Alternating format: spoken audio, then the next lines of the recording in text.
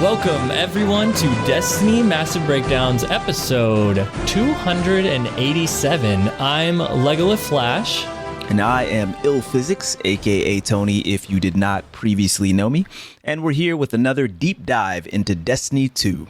Y'all, we're so excited to talk about everything today. We've got so much to go over on the show, so much so that we're probably not going to go over too many weapon types, but we did want to keep in the spirit of Destiny Massive Breakdowns and bring y'all some weapon breakdowns. So we're going to be going over Rose, but we're also going to be going over all its Thorns, because there's a lot of things going on this week. We got a whole new season. We got a new dungeon this week. We got trials coming out this coming weekend.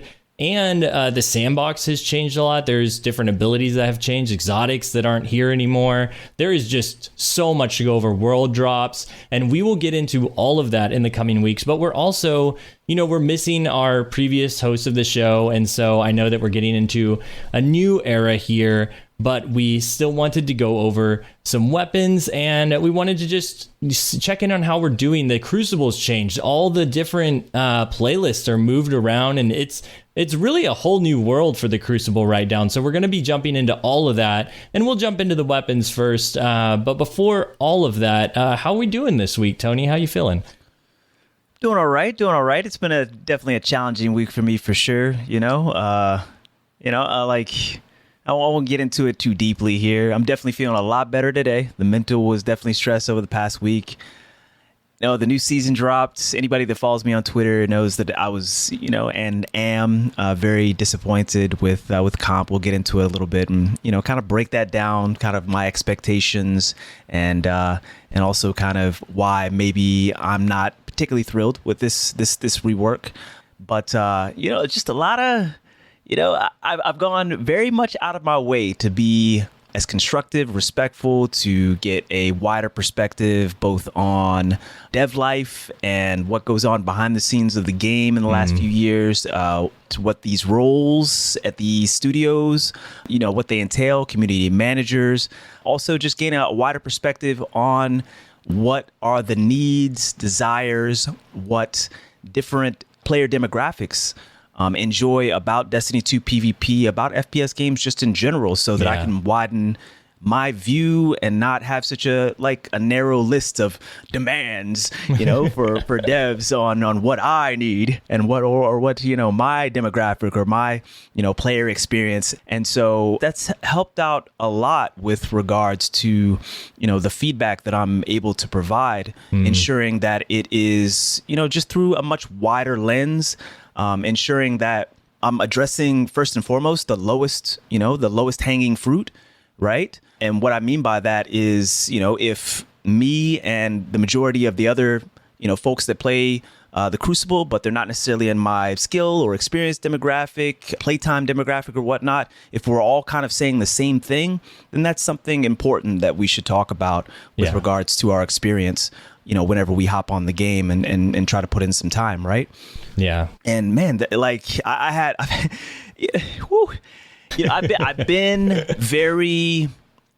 chosen, I've said it, if I'm playing the game, I'm going to ensure that I choose hope, I choose optimism, I try to, take communication from Bungie. In this example, the communication from Bungie, at their word, especially when it comes to them defining the direction, the vision for PvP or for the game just in general. And that's something that they haven't necessarily done as well in the past. But over the last year, I do believe for sure that the communication has been a lot better. The transparency has been a lot better. And that being the case, that I was able to set my expectations more in line. I said that. I literally said that, as feedback a while back on Twitter. Look, if you guys give me some comms on, the direction, the vision that you guys see, that you guys are going to be designing the game around, then that will allow me to better and more healthily set boundaries, expectations with regards to my playtime and, what I see coming out of the game and how much I, end up investing into it, especially as a content creator as well. Yeah. But that has helped my mental immensely, both to see that and also to be able to set my expectations to the point where I'm not having these lofty expectations on what to expect, but I'm also not setting them too low to the point where, it's kind of depressing too. So, in doing so, I feel like, my feedback has been much better. But the thing is, when comp dropped, oh man, like I got blunt on Twitter, not disrespectful, but everybody saw the tone change. People that have been following me for the last couple years, especially when I've really been trying to just put in work on this and be better about it, be a good example, and also just be someone who the devs consider, hey, we can take this dude at his word as far as like feedback. I was very blunt about my disappointment, and the blowback was kind of crazy. It was actually a little bit more than I expected between that tweet and a tweet that I put out next, which was just a video. It was like 2.5 minutes of just the most unrewarding, most frustrating play. And it wasn't me being toxic on the comms or anything like that. It was very specifically chosen clips to display how unrewarding it is to play in the Crucible for me right now, for me. Yeah. And I say, y'all hear me when I say for me? I'm not, trying to navigate somebody else's experience. I'm not trying to, put a judgment statement or say that you should be experiencing or that you are experiencing the same degree of dissatisfaction that I am. That's just me. And I'm listening to everybody else, that might say that they're enjoying this or they're enjoying that. Like I said, widening the perspective, ensuring that mine isn't too narrow. But for me personally, it's been nuts. And of course, we can, go a little bit more into detail about why that is the case and what I'm experiencing or maybe folks in my demographic are experiencing. But that also just got blowback as well. And I'm just like, come on, man. Like, what do you want me to do? I'm not like, what do you want me to do? What do you want me to do? It was bad. Yeah. I mean, it was really bad. And it hit my mental hard. Yeah. Like, really, there's nothing that's hit my mental that bad as far as like content creation, as far as being here in this community. I generally have a really fantastically curated Twitter and community experience in general, even outside of my immediate community. And it was just people just coming at me, DMs, whatever else. It was like everywhere. Yeah. And so it was really difficult. And that's your experience too, and it's valid and it was helpful for me even as someone who's in a different level of the Crucible experience. Like my shots are not like your shots. Like I can say that up front. If you're the first time listening to this show and you're like, okay, who's Ill Physics, who's Lego, who's Tony, who's Lego, it's like Tony's on another level. Let me tell y'all, his shots are so on point. And so when he comes out and says something like, hey, this level of play feels like this with all the abilities and with the meta and everything, like I appreciated his feedback in that form, in whatever form it was given, and to be able to see it, even just the visuals, I appreciated it as playing it in a different field and having a different experience in comp. Frankly, this week I was able to see a different perspective, and so I think it's important not only for the top to see down low to what the bottom skill looks like when you're in the competitive or just Crucible in general, but also for middle ground players and lower skill players to see what the top skill players are going through. Like I think it's a relevant experience for everyone, and you just posted your experience with something and it is valid, and it hurt me to see people come at you for that stuff. And so I was feeling for you this week, man. And I appreciate you coming on the show this week. After all this, such a, difficult week.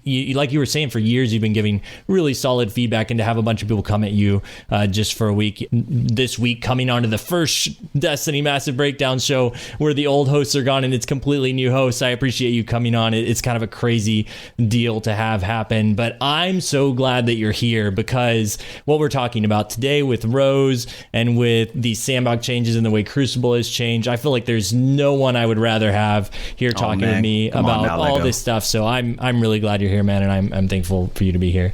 I appreciate it. And the final bit of gratitude for me, because of course I don't want to go on forever with it, is my mental is so much better today, I will say. Like I had the first stream back yesterday, and it was just I've never had, on the flip side, I've never had this much of an outpouring. Like people noticed how much people were coming at me. And I didn't like, I'm not the type of like my experience in life in general, I haven't had folks come to bat outside of my family. I haven't had folks come to bat for me. You just put up with it, especially as a black man. You know, you just have to put up with it. And I go to my therapist, you know, Man. and we keep it moving. And so like the outpouring of just support in my DMs, you know, and my replies, and people just creating, you know, tweets of their own, posts of their own, just kind of validating my experience, but also just sharing their stories of how much my community and what I do brings to this community, the wider community, and to them personally in their lives. Yeah, I'm back, you know, I'm back at baseline, baby, you know, and I didn't think that was somewhere that I was going to be today, you know, let alone today, you know, and not even like this week, because it is really just, it was really that bad. So just to bring it up, everybody, you know, on a more positive note, I'm feeling a lot better. Thank you so much. Truly, the stream was beautiful last night. And I really do appreciate, you know, folks letting me know how much I mean, you know, here, because I do try very, very, very, very hard. You know, on stream, off stream, it doesn't matter. You know, I try very, very hard to present the same, you know, forward face.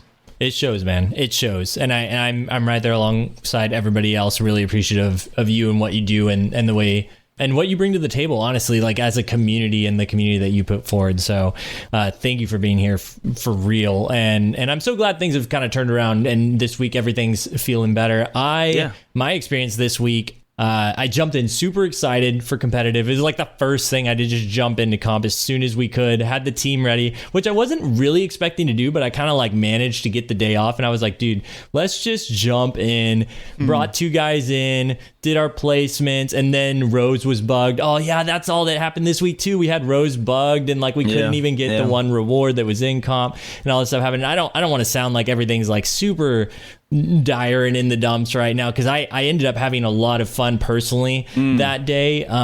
Despite not getting the weapon immediately, we had a really fun time experiencing the different ways that comp are now. I know it plays out differently the higher you get, but at the level we were at, I climbed up to like the top of the gold or something. I've been diving into PvE since then, but I really had a blast discovering the different play styles of the new modes and like what's effective. I know there's some things that are just always really effective, and you kind of have to deal with those. But even playing in my own play style and working around Titan barricades, figuring out ways to get around them was interesting. And also even playing solo, we had some really fun matches. I'll get into later the game types as we get into it. But first, before we get to all that stuff, we want to get into the hand cannon. We're going to do a trials preview here in just a second, because we want to leave y'all with something before we do the next episode and go over some more of the world drops and ritual weapons. But first, before all of that, we would like to thank the following Guardians for their generous support. I don't think we have any new patrons. We're still transitioning over as Kutch is going on to do great things, and so I don't have the list exactly for if we have any new ones, but we will be on that for next week. But we want to thank you for your pledges, everyone who is a patron to the show. Thank you for helping us keep the lights on. And we also want to say thanks to the ongoing sponsor Guardians who give on a massive level every month. We have these sponsors: the Shazzle, Starscream S13, Deacon, Sylv, Askian Monk, Impetus, Black Hammer Tech, Binary Wolf, Zen Zocal, and This Moment. If you'd like to support the show, you can head on over to DestinyMassiveBreakdowns.com and click on the link to Patreon. You'll get access to a members-only channel on the Discord, which, by the way, real quick, that members-only channel is very cool. Hopping. Oh my gosh. Because I wasn't in there before. Single day. Yeah, it is wild. It's wild. That members-only like patrons lounge in the Discord that's it. Y'all are it. That is a very cool area. Probably one of the cooler areas I've actually just experienced on, the many servers that I belong to in Discord, so very, very cool. Y'all keep it up in there. It's just a bunch of people, and not that I don't want to discount the rest of Destiny Massive Breakdowns Discord, because all of it is so. If you are looking for a place to go where you want to learn more about Destiny, and not just people who are excited about the game and want to see the game get better, but also dig into what makes things tick. Like, obviously, that's why you're here to this show. We're going to go over what makes these hand cannons tick and what makes the Crucible tick. But also, there are people there that are much smarter than me. I feel like I am just someone who can conveys information that I've learned from all these amazing people around me. Exactly. And the people in the Destiny Massive Breakdowns Discord just really know their stuff and help. There's just so many spreadsheets out there from people who are doing research on stuff that I don't know anything about. Just an example about my week this week. I didn't know hardly anything about Jolt and Volt Shot and all the ways that the ARC 3.0 subclass had all these intricacies that I knew nothing about,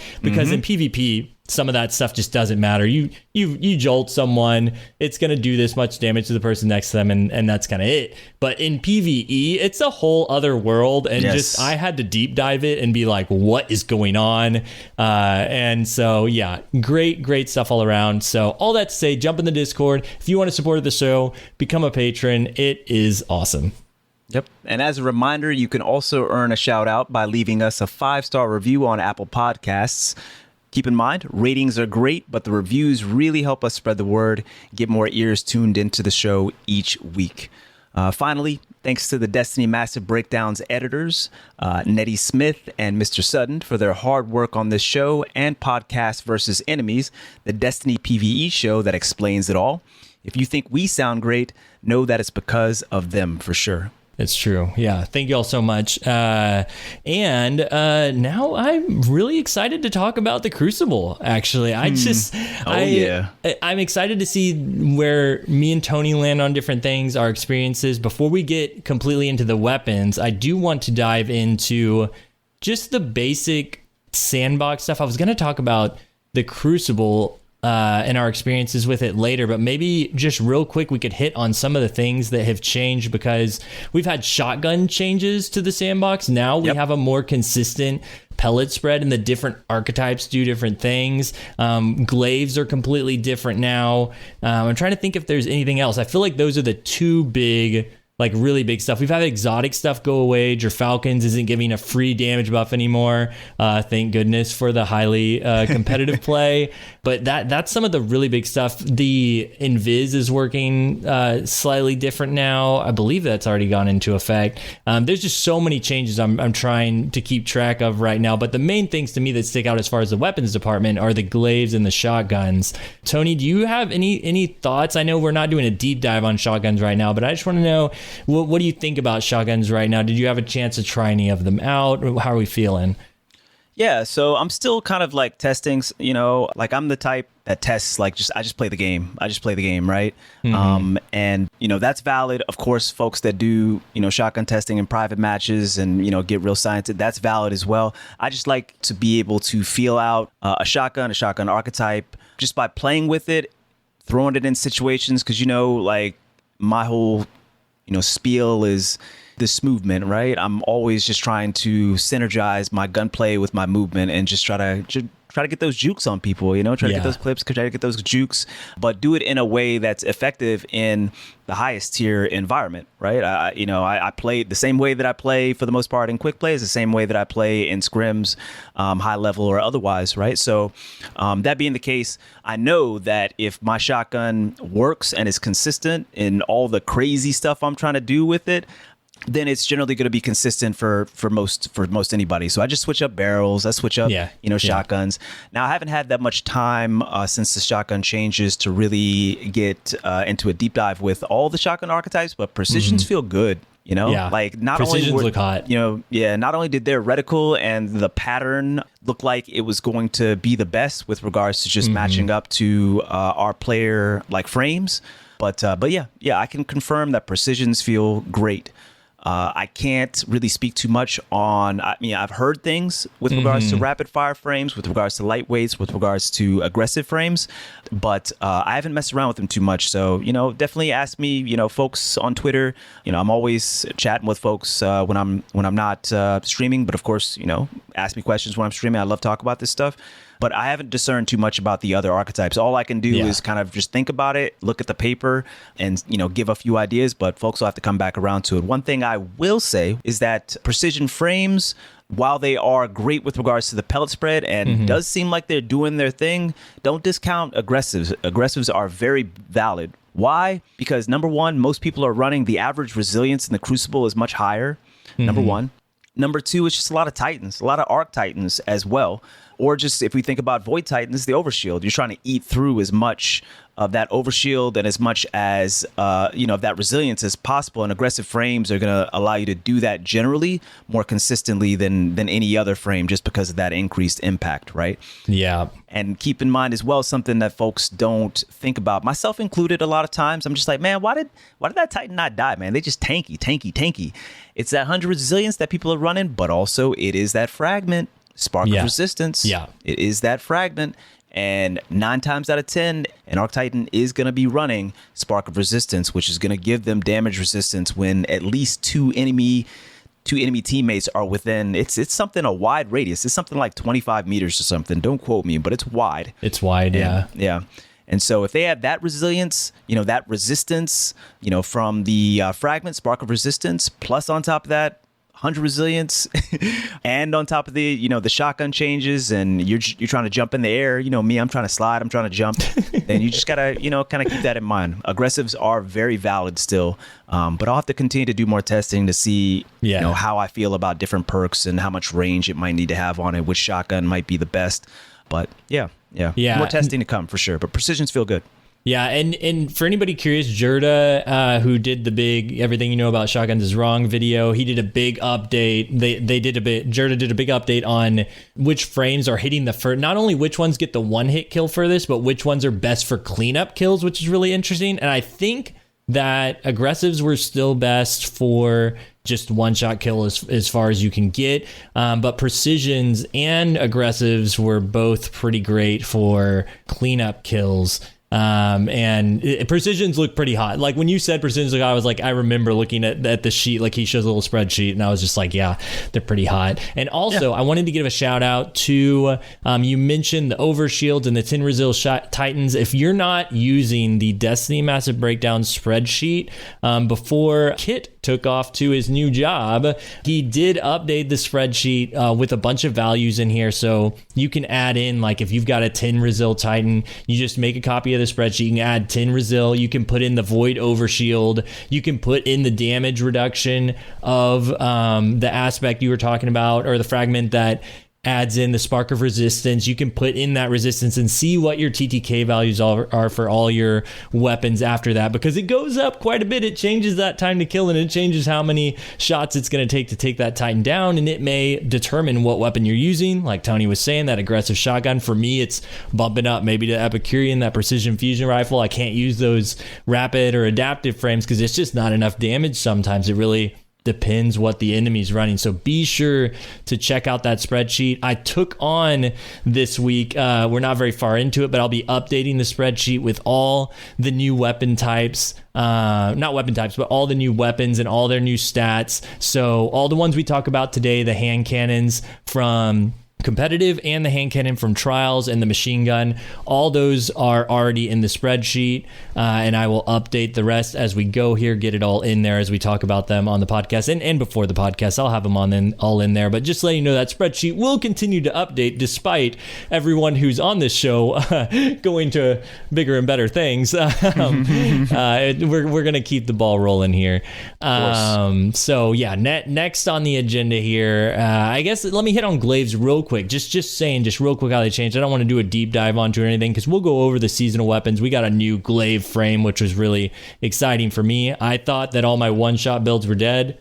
They are not dead. I'm sorry to inform you, Tony. They are very much not dead. listen. What'd you say last time? Last time we spoke about this, it was something like 0.6% of the crucible. Look, as long as I don't see them more than 0.6%, baby, I'm good. If a glaive god come through, let him rock. Let him rock my socks. I'm good with that. Because they're specialists, and I'm good with specialists coming through doing their thing.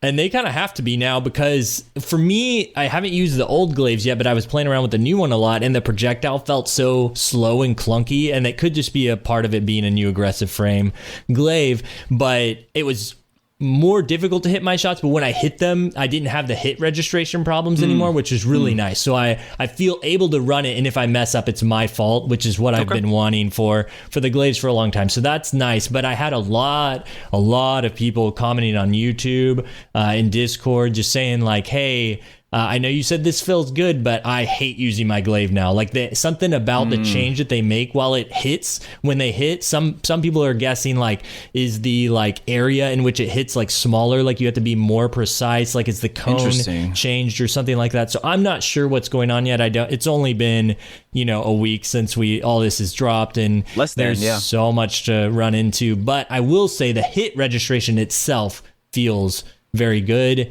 and there's a new glaive out there, so watch out. That's all I'll say about that. I'm telling you, when you see a glaive, somebody who's, especially in like in-game PvP, they're not just running that shit. They're not. Oh my god, PG-13. That's my one curse word, ladies and gentlemen. They're not just running it. That's just not me going in, just hanging out with a glaive. Hey, chat's just like put on a glaive. I'm not putting on a glaive, dog. I'm not putting on a glaive. So when you see it, trust me, they're God. They know what they're doing. And so you got to put on something. Put on that Wither Horde. Me. I'm going to just keep my hand cannon shotgun on, which means I'm definitely just getting trashed, which is fine. Like I don't have an ego to think that, no matter what somebody has on, that my hand cannon shotgun, especially in this meta, is going to be able to put up with it. So, yeah. Big ups to glaive and, glaive users. I love my specialists. Seriously, those are my favorite people in the Crucible, is folks that just dig deep and just create builds around weapons that they truly, truly love. I mean, Destiny does gunplay really, really well. And I always want to see it. Always love to see it. True. I think it is time that we get ourselves into a weapon. I got to make sure that I had all the options, Void Overshield and the Spark of Resistance on. I got to make sure I don't have those activated as I go over these numbers. I was like, wait, it takes how many shots to kill? Okay, so everything's set up right now.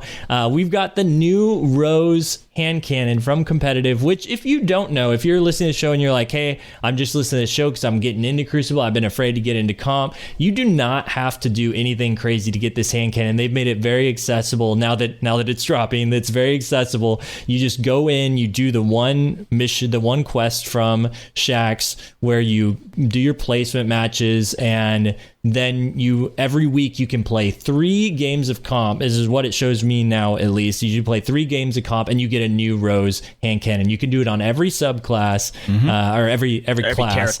Every character, that's right. And you get 1 Rose drop per character per week. So you can roll it quite a few ways. So we're excited to go over these rolls with you. It is a kind of new hand cannon type. We used to have some lightweights in the game, but now it is the only lightweight hand cannon in the game. Technically, it shoots and fires like an adaptive, but it is a lightweight. You get that 6.25% movement boost, which is very hard to come by in this game.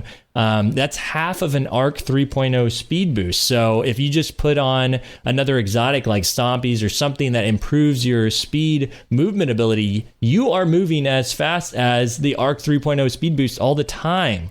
So lightweights are very, very good. I cannot emphasize that enough. Yes. I went my whole Rumble grind that I went on. I went through that whole thing looking for lightweights. I was like, where are the good lightweights? There are no hand cannons. And at the time, there weren't very good other options either. Now we have a few, things have gotten better, but we have not had a lightweight hand cannon. I've been so happy to have this. So I'm excited to see what you think about it, Tony. But real quick, just the damage numbers here. We got 70 to the head and 47 to the body. So that's a optimal time to kill of 0.87 seconds with 3 headshots at 10 Resil.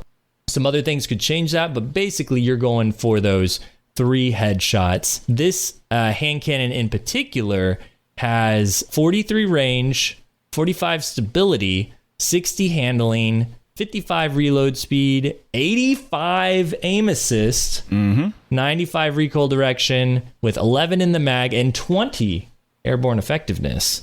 Yes. So I'm curious for you, Tony. Out of all this, the lightweight, all the stats, what stands out here for you? A couple things. Like if folks don't know, like I'm a hand cannon guy. I'm a hand cannon guy for sure. So I know a lot about hand cannons, shotguns. Those are my 2, but hand cannons in particular, it's my baby. One thing that we didn't mention is that lightweights, that mobility boost that you get also factors into your dodge cooldown. So I'm pretty sure the that's plus 20 still, mobility that's added on. Yeah. exactly. So that assists with your dodge cooldown. So rock 80, mobility, and you've got the plus. If you're rocking, for example, a without remorse shotgun, which is also a lightweight, and a rose, you're good to go. It doesn't matter what weapon you switch to, you're going to have 100 mobility with it as far as your dodge is concerned. So that's something to definitely keep in mind, and was one of the biggest draws for sure. Besides the movement boost, was one of the biggest draws of lightweight hand cannons back in the day, right? And just keep in mind as well, especially for maybe some newer folks, that adaptive frame just means that RPM, that round per minute, is 140. You've got 140 RPM hand cannons that are adaptive. You've got 120, which are the high impact hand cannons, 120 RPM, and then you've got the precision frames. Like, what's a precision frame these days? Precision frame. We got the new Deep Stone Crypt weapons back. So we've got the Seventh Seraph 180. Well, yeah. Oh, that's right. Yes. That's correct. And also, of course, the Seventh Seraph. Yes. The Seventh Seraph 180 is dropping from the new dungeon as well. But either way, that one's a 180 RPM. So the frames are like the RPM is dictated by the frame. But anyway, this is the only lightweight 140 RPM adaptive hand cannon in the game right now. If you're on a hunter, then this is definitely Bay 100%, simply because of the fact that it directly factors into your dodge cooldown, your class ability, as well as, just mobility is king on a hunter, right? Yeah. Other things that kind of stand out with it, 95 recoil direction. So the closer you are to fives, 85, 75, et cetera, the better recoil is with regards to it just shooting straight up and down, right? And then the closer you are to 100 overall is just less and less variance in that recoil pattern. So 95 is very, very good. I would say I don't know on controller. I play on M&K, so that's always a distinction that I like to make. And of course, folks can, kind of inform me if something's different. But I imagine 95 is still pretty manageable, extremely manageable on controller. What I'm kind of alluding to is the fact that you don't really need that extra 5. You don't need to necessarily put counterbalance on it. 95 is just almost straight up and down, and that's important, basically, because if it was something like 75 or like 78 or something like that, it'd be kind of a weird recoil pattern. You might have to correct for it depending upon, how easily you're able to correct for, those differences in recoil with your hand cannon shot. But ease of use is just important, and so this thing has very high ease of use in that sense. I actually had a question about that because I don't go through all these hand cannons. I just play with the hand cannon and be like, do I like it? Do I not? Do I like the way it feels? And I'm curious if you've ever noticed a recoil direction, because they're all pretty similar in the adaptive range. They're all in the 85 or above. I think the lowest it goes is 88 at the 85. Yeah, the Cantata is 85, and I think that's the lowest it goes. Oh no, wait, we've got Dire Promises 84. I did not know that. So yeah, 84 is the lowest it goes. And I was wondering if, do you feel the difference of that if it is a lower one? Because all of them are pretty high. Does it make that much of a difference for Rose to be that extra high 95? It does, especially in pressure situations.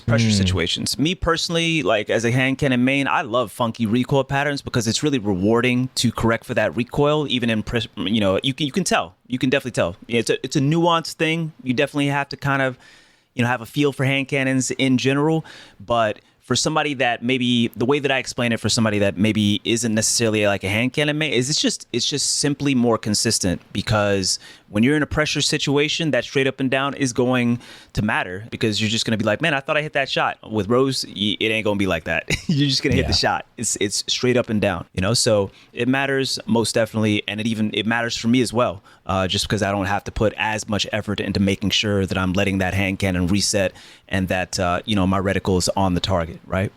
So, this thing is just awesome because, and I'll just skip forward, then I'll skip back for a second. Rose is everything you want out of a consistent hand cannon, and it's just got banger. I'm talking about absolutely across the board. We're talking about banger perks. Nothing, no slouch. No, there's no bad perks on this thing. Whatever you get is whatever you get. And, on top of that, we got grips too, which is kind of adding to the stats. Right. It's a banger of a banger. I'll continue to go through it. So 11 in the magazine, substantial. People might not think that that's substantial, but start shooting off and you got like 8 or 9 in the magazine, and you have to 3-tap folks, try running through like 2 and 3 people, especially in a pressure situation, and you have to reload. It matters. 11 is beautiful. It's like a sweet spot with regards to hand cannons. Remember, spare rations had 13 at base. That was the last, like, Rose is the new spare rations in the sense that spare rations, when it dropped, it had everything. 13 in the magazine is overkill. Is overkill. But it was beautiful because you could just continue to just roll through enemies back to back, get some clips like that. 11 is like perfect in a competitive sense, in my opinion. So just having that and not having to rely on backup mag or like appended mag or tac mag or something like that, having options, I can't explain how much of a banger like across the board they did with this hand cannon, bringing it back. So we can move forward to just like perks. Go ahead. Real quick, I just wanted to back up to the stats real quick because there were a few things that kind of stuck out to me here, and one of them is that aim assist, that 85 aim assist. That's the highest. I just want everybody to hear this. That's huge. The highest that is huge in any adaptive, because I'm comparing it to the adaptives because it's a lightweight, but legendary. I believe it is the highest as far as legendaries. Yeah. Yes. Yeah. Hawk so 93. It feels nice. I did get mine to drop, even though I didn't get it at first. They kind of like Bungie put in a patch and was able to get it to drop for everyone randomly.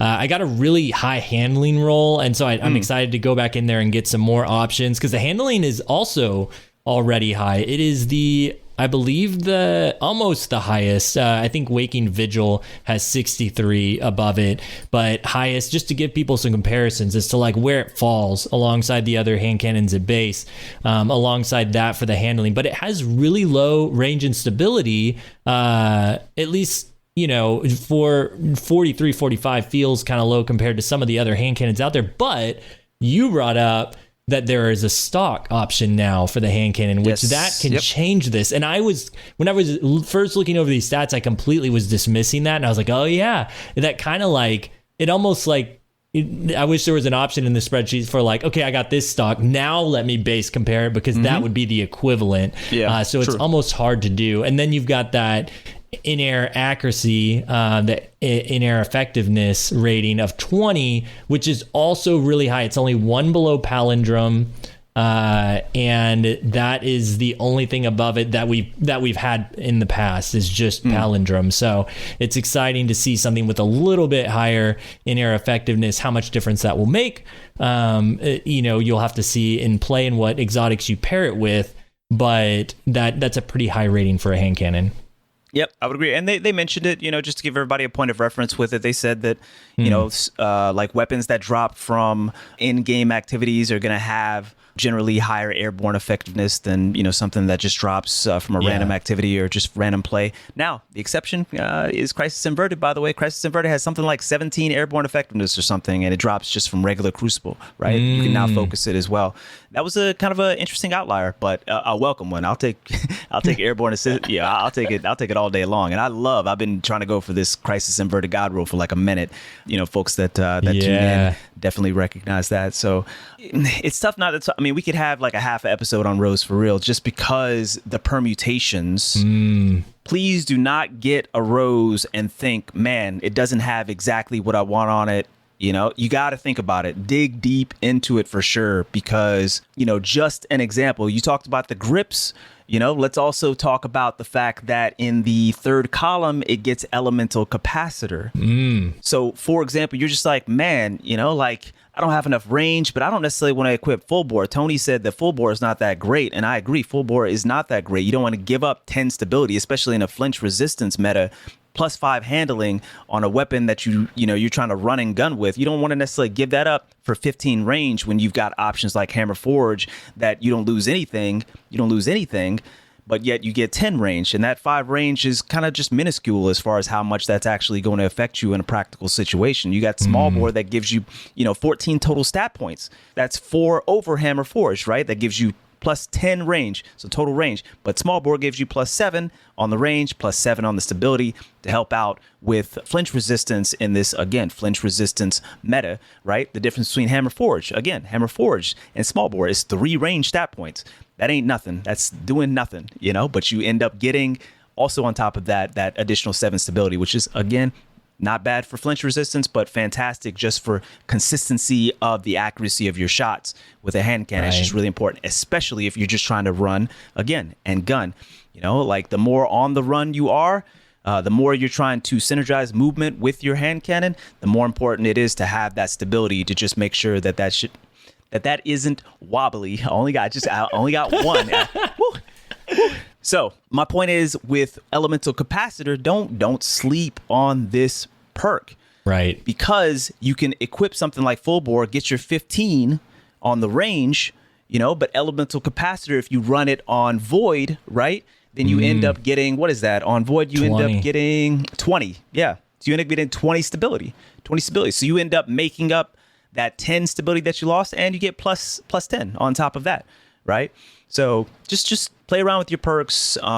Keep in mind that the easy way, I tell people all the time, the easy way to tell what stats should look like, especially on a hand cannon that you're running and gunning with, if you really want to main that hand cannon, is the step ladder. Range, and then whatever range is at, you want a little bit more stability than what you have range, right? You want a little bit more handling, ideally, than you have stability. You want that step ladder. Just go down the stairs. And so if you have that, especially if you are good with the range stat, just in general, you can work within that range, then you've got a great hand cannon to practice with, to run and gun with, for sure. And that's the way that all of my main hand cannons are set up. So that's just an easy way to look at it. That's good, yeah. I want to go over real quick all the perks that are in here. So you've got all the normal barrels you would see with a hand cannon. You got those stocks. Maybe we'll go over. Yeah, I'll go ahead and talk about those stocks for a second. We got a combat grip that's a +5 recoil direction. Heavy grip, +10 stability, -10 handling. Polymer grip, handling +10. A smooth grip, which is +5 stability and +5 handling. And textured grip, which is -5 stability and +15 handling if you're looking for something snappy. We'll go over combinations in a second. I'll just read through the rest of these perks real quick, and then I'm curious which ways you see to flesh out this hand cannon, because there's, man, like you said, it's hard to see so a many bad option. Yes, I was glad truly to hear you confirm that, because I looked at this and I was like, is there a bad roll? Like, I you know? Okay. Bungie killed it with this one. Yeah, I'll read through these perks, because we got moving target in the third column, at least. Everything else is pretty normal, what you'd see in a hand cannon. On the third column, though, we got moving target, elemental capacitor, a slide shot, perpetual motion, quick draw, and rapid hit. And then in the fourth column, we've got Eye of the Storm, vorpal weapon, snapshot, sights, opening shot, explosive payload, and rangefinder.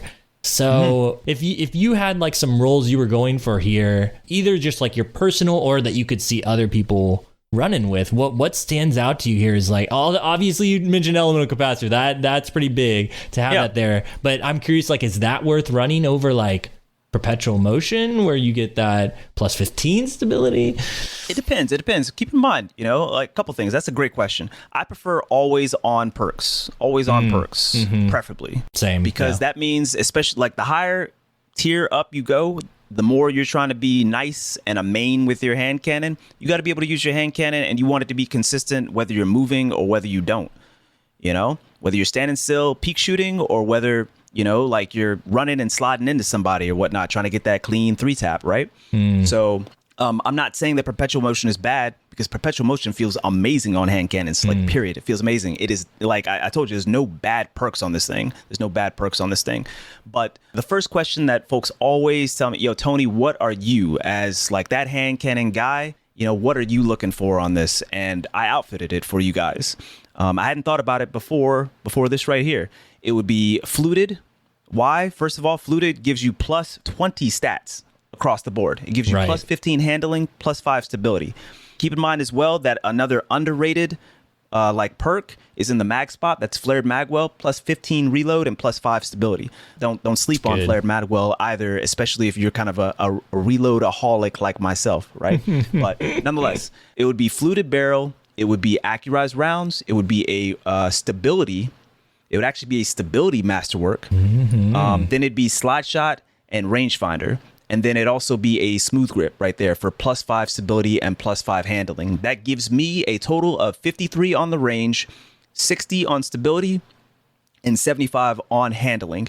And then keep in mind, anytime that I slide with slide shot, I end up getting +20 range and +30 stability. Keep in mind as well, of course, rangefinder's that 10% zoom. So total, as far as like ADS, damage fall off starts at 32.58 meters, according to Destiny, or D2 Gunsmith, I should say. So, like, just for reference, if I was to go max range, which I wouldn't because I'd be giving up too much to try to do that, you'd get up to, I believe, about, I think, let me just make sure here. Let me just make sure. All right. Pretty sure you'd get up to 35.85. So you get up to about 36 meters.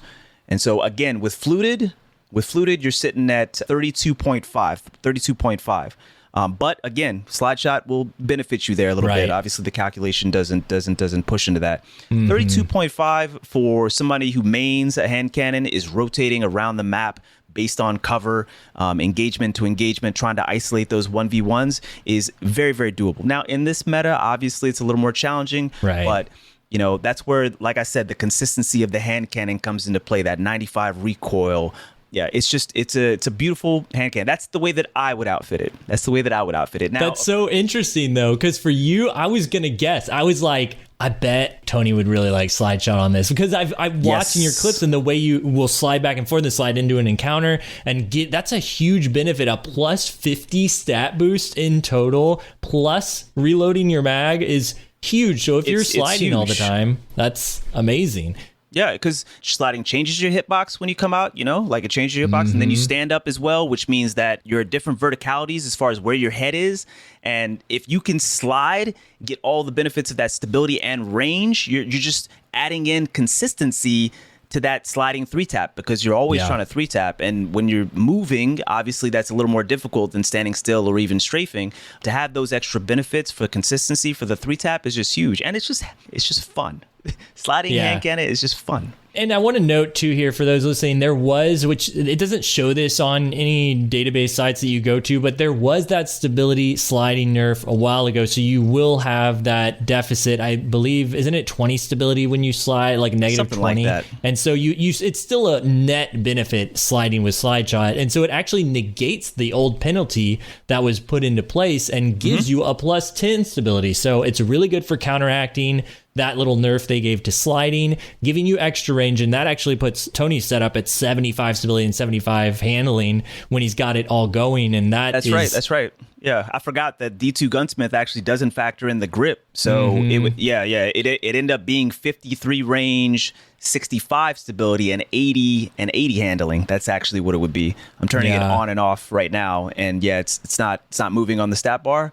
So And then also rangefinder, while we did get that aim assist fall off distance nerf a little while ago to rangefinder, we did a lot of deep diving into the 10% increase to zoom. I did a lot of research on fusion rifles in particular, but it applies to all weapons, and that is that 10% increase to zoom, and Mercules also clarified this, saying yes, it does increase everything else. That zoom affects your aim assist fall off distance, your damage fall off distance, your accuracy, and your aim assist. It connects all that stuff that 10% further. It's not just zoom just does so much, basically, is what I'm saying. Yes. And so just keep in mind that that's a big boost to everything. Rangefinder is still really, really strong. So I think that's a fantastic pick. I'm curious to see what other options you see here. Yeah, I mean, another great option besides fluted, if handling is not as important to you, which is completely valid, is to equip small bore as well. Of course, that takes it up to a total. Like I said, with the grip, did I mention the grip? Smooth grip would be my choice. Yeah, smooth grip plus 5 stability plus 5 handling, and so that would end up taking it up to 60 range and 67 stability, and you're only going down to 65 handling, so that's serviceable, extremely serviceable on a hand cannon that already feels like pretty snappy in and of itself.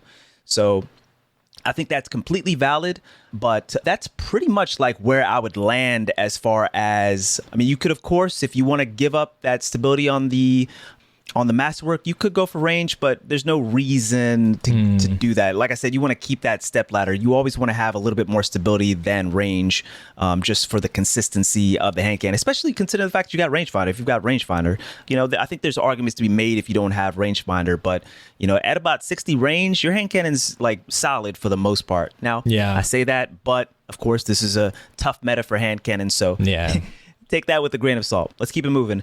I do not think steady rounds is worth it. Like unless you just got that full bore and you want to like pair it with the steady rounds and try to make something happen there, you know, with regards to your specific role. But giving up 5 range and airborne effectiveness just being what it is. I guess what I'm alluding to is the fact that they changed airborne effectiveness on steady rounds to give you +7 at airborne effectiveness. I don't think that's enough of an incentive on top of what steady rounds already does to just choose that over AccuRes rounds, especially if you've got a great barrel that gives you no negatives, which I'll come back around to this as well. The fact that I choose on my hand cannon, there's too many things. There's too many things on hand cannons where you get a benefit and you don't get a negative. You don't get cons. Yeah. That's why I tell people, do not be looking for full bore. If you get it and you can kind of compensate and work around it, then sure. But like full bore is not the play when you can get other barrels that give you no negatives, but give you almost the same amount of range. And the difference in range is just not going to make a difference in general in practical, terms. So It's the same thing for the grips. I'm not going to choose a grip where I get a negative. The only exception that I'll make is for my controller folks. If you want to use heavy grip because you just need that extra stability, that's valid. And you give up, 10 handling, that's valid. But otherwise, like if you can deal with it, or you're on M&K in particular, then go for all the positives and none of the negatives. Yeah. So the things that I see here are, and this is where I'm kind of like, maybe there's some options here. There's two things that really stick out to me on this list. One of those things, obviously the things that you said, elemental capacitor, rangefinder, like those are the kind of things that appeal to me. I don't slide a whole bunch, but there is some interesting options here for like if you go something like if you want that airborne effectiveness and you go with something like extended mag, which gives you that -20 reload speed, but +3 in the magazine, that does bump your magazine up to 14. That's and true. If you run slide shot, you can do that is auto reload 15% of your magazine. So that is true. You kind of like will cancel the other out, get the extra airborne effectiveness. So that's an interesting role to me. I'm not sure if it's what I would run, but I just wanted to point that out. It's an interesting. No, that's a great point, and that's what I was talking about. Like, I'm glad you pointed that out. It's just another example of look, people. There's just so many permutations when you get that rose drop. Like, think about it and think about how these perks synergize with each other, versus what you want out of your hand cannon, because you probably have a better role than you think you have. Yeah, that's really what it comes down to, is what do you want out of this gun? And then you can probably get yourself a roll that does that thing for you. So that's really cool. The last thing that I had to say about it was, other than I'm just so excited to have a lightweight hand cannon, oh my gosh, yes. Is that moving target is a really interesting thing here that I think it's probably the worst perk in this. Maybe. I'm curious what you think about it, because the benefit of the 10 aim assist in particular just seems kind of wasted when the aim assist is so high at 85. Just one targeting mod brings that to 95 aim assist. You're already, and then you put a weapon targeting mod out, you're 100 already. If you wanted to go that route, if you wanted a sticky hand cannon, you don't even need a moving target. Put it into something else. Put it in slide shot, perpetual motion. That's the way I see it anyway. Maybe the 3% reduced movement speed penalty with moving target might help you out. But if you're running this lightweight hand cannon, I feel like you're going to be moving at the speed you want to be. I could be wrong, but that's how I see it. See, this is chat, like, y'all, this is why I love this guy right here. This is why I love this guy. He comes at it from like a different, he brings up something that I'm not necessarily, I would have never like brought up the thing that I'm about to talk about if it wasn't for Lego, just looking at it from a different perspective, right? And then me just kind of drilling down on it. So great point, moving target just in general, but keep this in mind as well. Yeah. 2 things. I do feel like moving target helps from the air a little bit. That could be a placebo. Like we're trying to get in the air, right? Especially like this is a weapon definitely catering towards hunters just because of that lightweight bonus, right? Yeah. So that's number one. Like my favorite Hawk Moon is not rangefinder. That's the one I have to use. My favorite one is actually moving target. It just feels like hella sticky from the air. Do you run a helmet targeting mod by any chance for hand cannon? That's my point. So that's that. Woo, look at you. So the thing about moving target, right, is you get the +10. Yeah. So if you want, you don't have to run a targeting. So if you're running hand cannon shotgun, for example, you keep your shotgun targeting, which I would advise, just because shotguns need that extra consistency, right? But you only got one more spot. Unless you're running artifice armor, you only got one more spot, right? So you have to choose between a hand cannon targeting or something else. And what's that something else potentially? This season, the Airborne Effectiveness mod is on the artifact, and it's a helmet mod, and it goes in the same spot as hand cannon targeting. So if you have that moving target, for example, for the plus 10 aim assist, you put target adjuster on the Rose as well. There's your plus 15. There you go. You don't have to worry about putting targeting on the actual helmet, and you put Airborne Effectiveness on it instead. You got the best of both worlds, baby. You got the best of both worlds.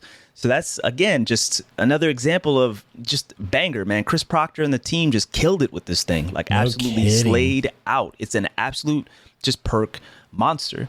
I love stuff like this. I love where you can, like you said, there's all these different paths to take depending on how you want to run it. Oh, you need that helmet slot? You want to run Airborne Effectiveness? Here you go. Moving target. Let's go. Like, that's great. That's really cool. Yep. And so just to clean this up, you know, I think that the perk in the third column that is probably the most useless, in my opinion, quick draw. Actually, this thing is already kind of snappy enough. You're not getting that much. The main one that I got was a quick draw snapshot one, and quick draw ain't really doing much for me. Basically, it's just not. It's just not. I feel like it's kind of just a wasted perk. It got nerfed so incredibly hard.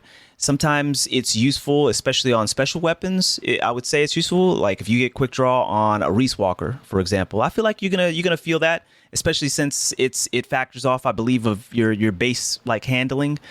But on this thing, I don't even feel it. It's like it's not even there, you know? So I'm not saying it's a bad perk, especially if you've got a little bit lower handling on this thing. But I am saying that it is the weakest in that column. Everything else is, for the most part, a banger. Elemental Capacitor, like I said, is kind of slept on. Moving Target, we just talked about. Perpetual Motion feels amazing on hand cannons. Absolutely amazing. Gives you great benefits. You know, +5 at ×1, you get +5 stability, handling, and reload. At ×2, you get +15 stability, +15 handling, and +15 reload. It's a banger. So if you're a running gunner, Perpetual Motion may be your thing, right? And then you got Rapid Hit. And, you know, like you hit those headshots and you're getting the benefits of stability and reload. And that was actually my favorite perk.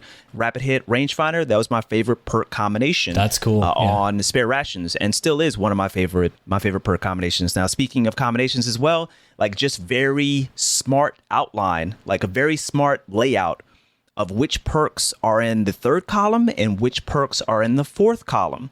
That's something else about Rose that's a banger, because there's so much synergy between these perks. If, you know, some of these perks were arranged differently, less thoughtfully, shout out to Chris Proctor and the squad. This is a banger. If some of them were arranged differently or more randomly, less thoughtfully, then it'd be redundant. But there's just so many great combinations with this. Now, that last column, everybody should know Eye of the Storm is a banger, especially on controller. Vorpal is kind of slept on just because you get 40 to 50% like damage increase on primaries against supers in PvP. So if you want to down a Dawnblade, for example, in the air, it's going to go much faster if you've got a Vorpal on the edge. I've been sleeping. Kind of a sleeper. It's kind of a sleeper. Oh, it's okay. Kind of a sleeper. Yeah, it's kind of a sleeper. Okay, this makes sense. I have a lightweight, my Farewell, that I like so much. My original version of it has Vorpal on it, and it's probably one of the reasons that I really, really like it is that 40 to 50% extra damage. That's really good. It's a chunk for sure. The snapshot, obvious. Opening shot, obvious as well. Keep in mind that, shotguns might have lost the benefit to accuracy that you get with opening shot, but hand cannons didn't. Primaries didn't.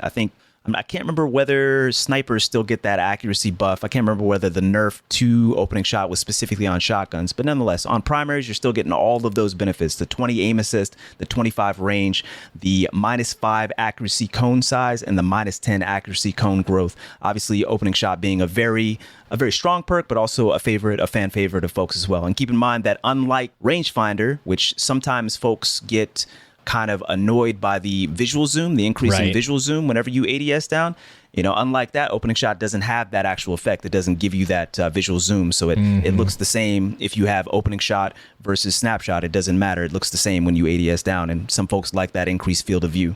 Explosive payload shouldn't need any sort of explanation. It's especially a favorite of folks that are learning hand cannons because you have more forgiveness with it.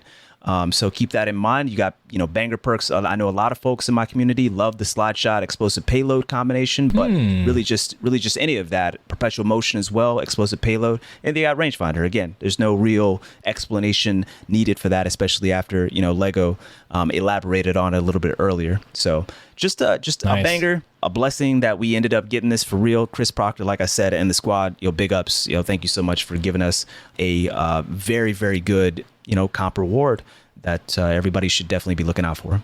Agreed. Absolutely. Well, that brings us to our next hand cannon, which this is going into some things that are not actually in our hands yet, but we're not just reading off of the database by any means. Like, this is in the game. If you go to Saint and go talk to him, you can see the hand cannon, you can see the machine gun is there. So we're not data mining anything. We just, since we're on this 2-week schedule, we definitely wanted to get you all a little more weapons than just the Rose. I know we're gonna be talking about the Crucible here in a second, but we've got this Exalted Truth hand cannon from Trials of Osiris coming up, and it is, I believe, if you go look at Saint, it's gonna be the first one you can get to real fast. I doubt they'll make it the Adept the first week, but you'll be able to get it fairly fast if you spend some time this weekend in Trials of Osiris.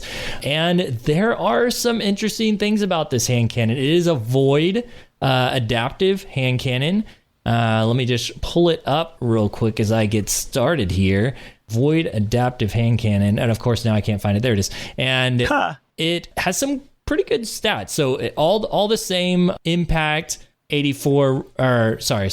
That's the impact number. We don't need to know that, really. What you care about is how much is it going to headshot for, 70, and it's going to body for 47, just like Rose, like we were talking about a second ago, but this one is an adaptive.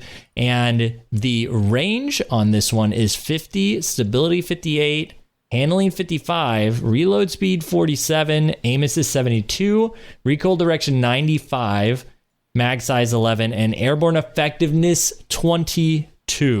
22, the highest of any adaptive hand cannon we have seen. You'll see that higher on the precision, faster firing hand cannons. They have a much higher airborne effectiveness rating. But for the adaptives, the highest in class. So anything that stands out here to you, Tony, with the stats? Stat monster.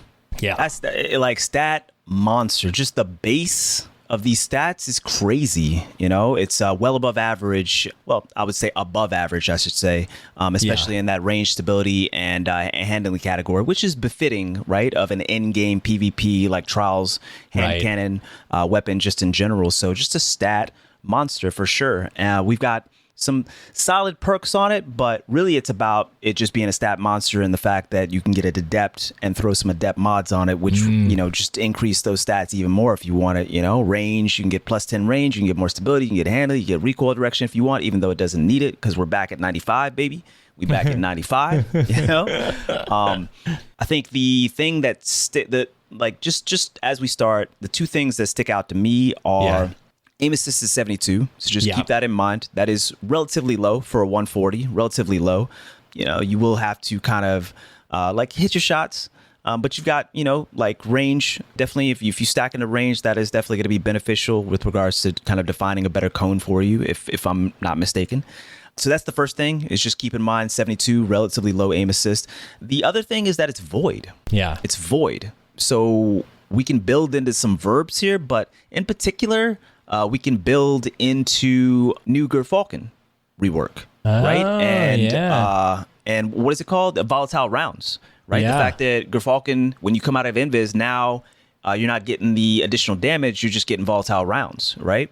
And so you just build into like a very easy, I do feel like if Exalted Truth pops off as a hand cannon, you're going to see it synergized with Invis and Gerfalcon, and that will be, especially if people are pushing and trying to primary you, not trying to fusion, snipe you, one hit kill you out of that invis. It might be kind of a fun push meta. It might be kind of a fun push meta where it's not super oppressive because you still got to get that 3-tap. But man, you end up putting them volatile rounds on it. They swirling, baby. They swirling. You see it on them, and they got to know that if they end up dying, then they're going to end up creating that AoE that could affect their teammate, who is very likely in this meta team shooting right next to them, hopefully behind a barricade, and hopefully weak, and hopefully they end up dying too. Dude, you got me so excited about this. So I was not thinking about your Falcons and this at all. Yes. I wasn't thinking about your Falcons, and you just opened up the door to a whole lot of other stuff for me that I'm not going to go into. But that's really interesting that this is void. The aim assist was what stuck out to me as well too. I was like, man, they're telling you, hey, you go grind. If you grinded trials for this, we're just going to assume you can hit your shots. You don't need all that aim assist, So that's interesting, and you've got, which I don't think it'd be worth it on a hand cannon, but adept targeting plus 10 aim assist, that's going to tank your stability though. And on a fusion rifle, that's fine. On a hand cannon, not so much. Okay. Not so much. Now, that being said, and I'll get you right. I'll let it go right back to you. I mean, you do have, this is a stat monster. You do have base 58 stability, True. Right? And you've got stuff that might be able to make up for that loss or whatnot if you really do want the higher ease of use of aim assist. But yes, continue, please. That's pretty much it for me. That in-air accuracy being so high is interesting on this.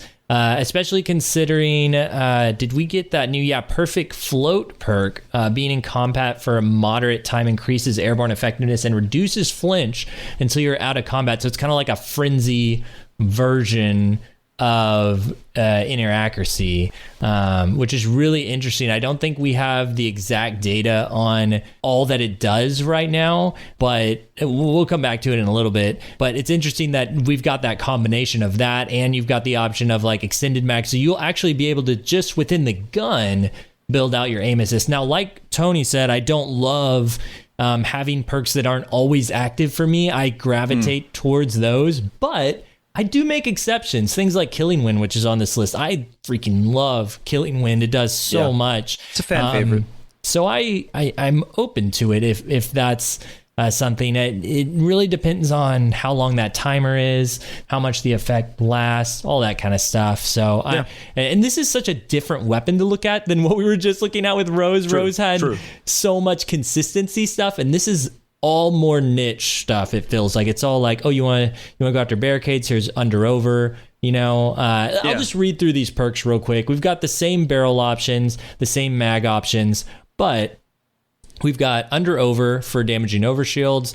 That's 20% extra damage in PvP to overshields.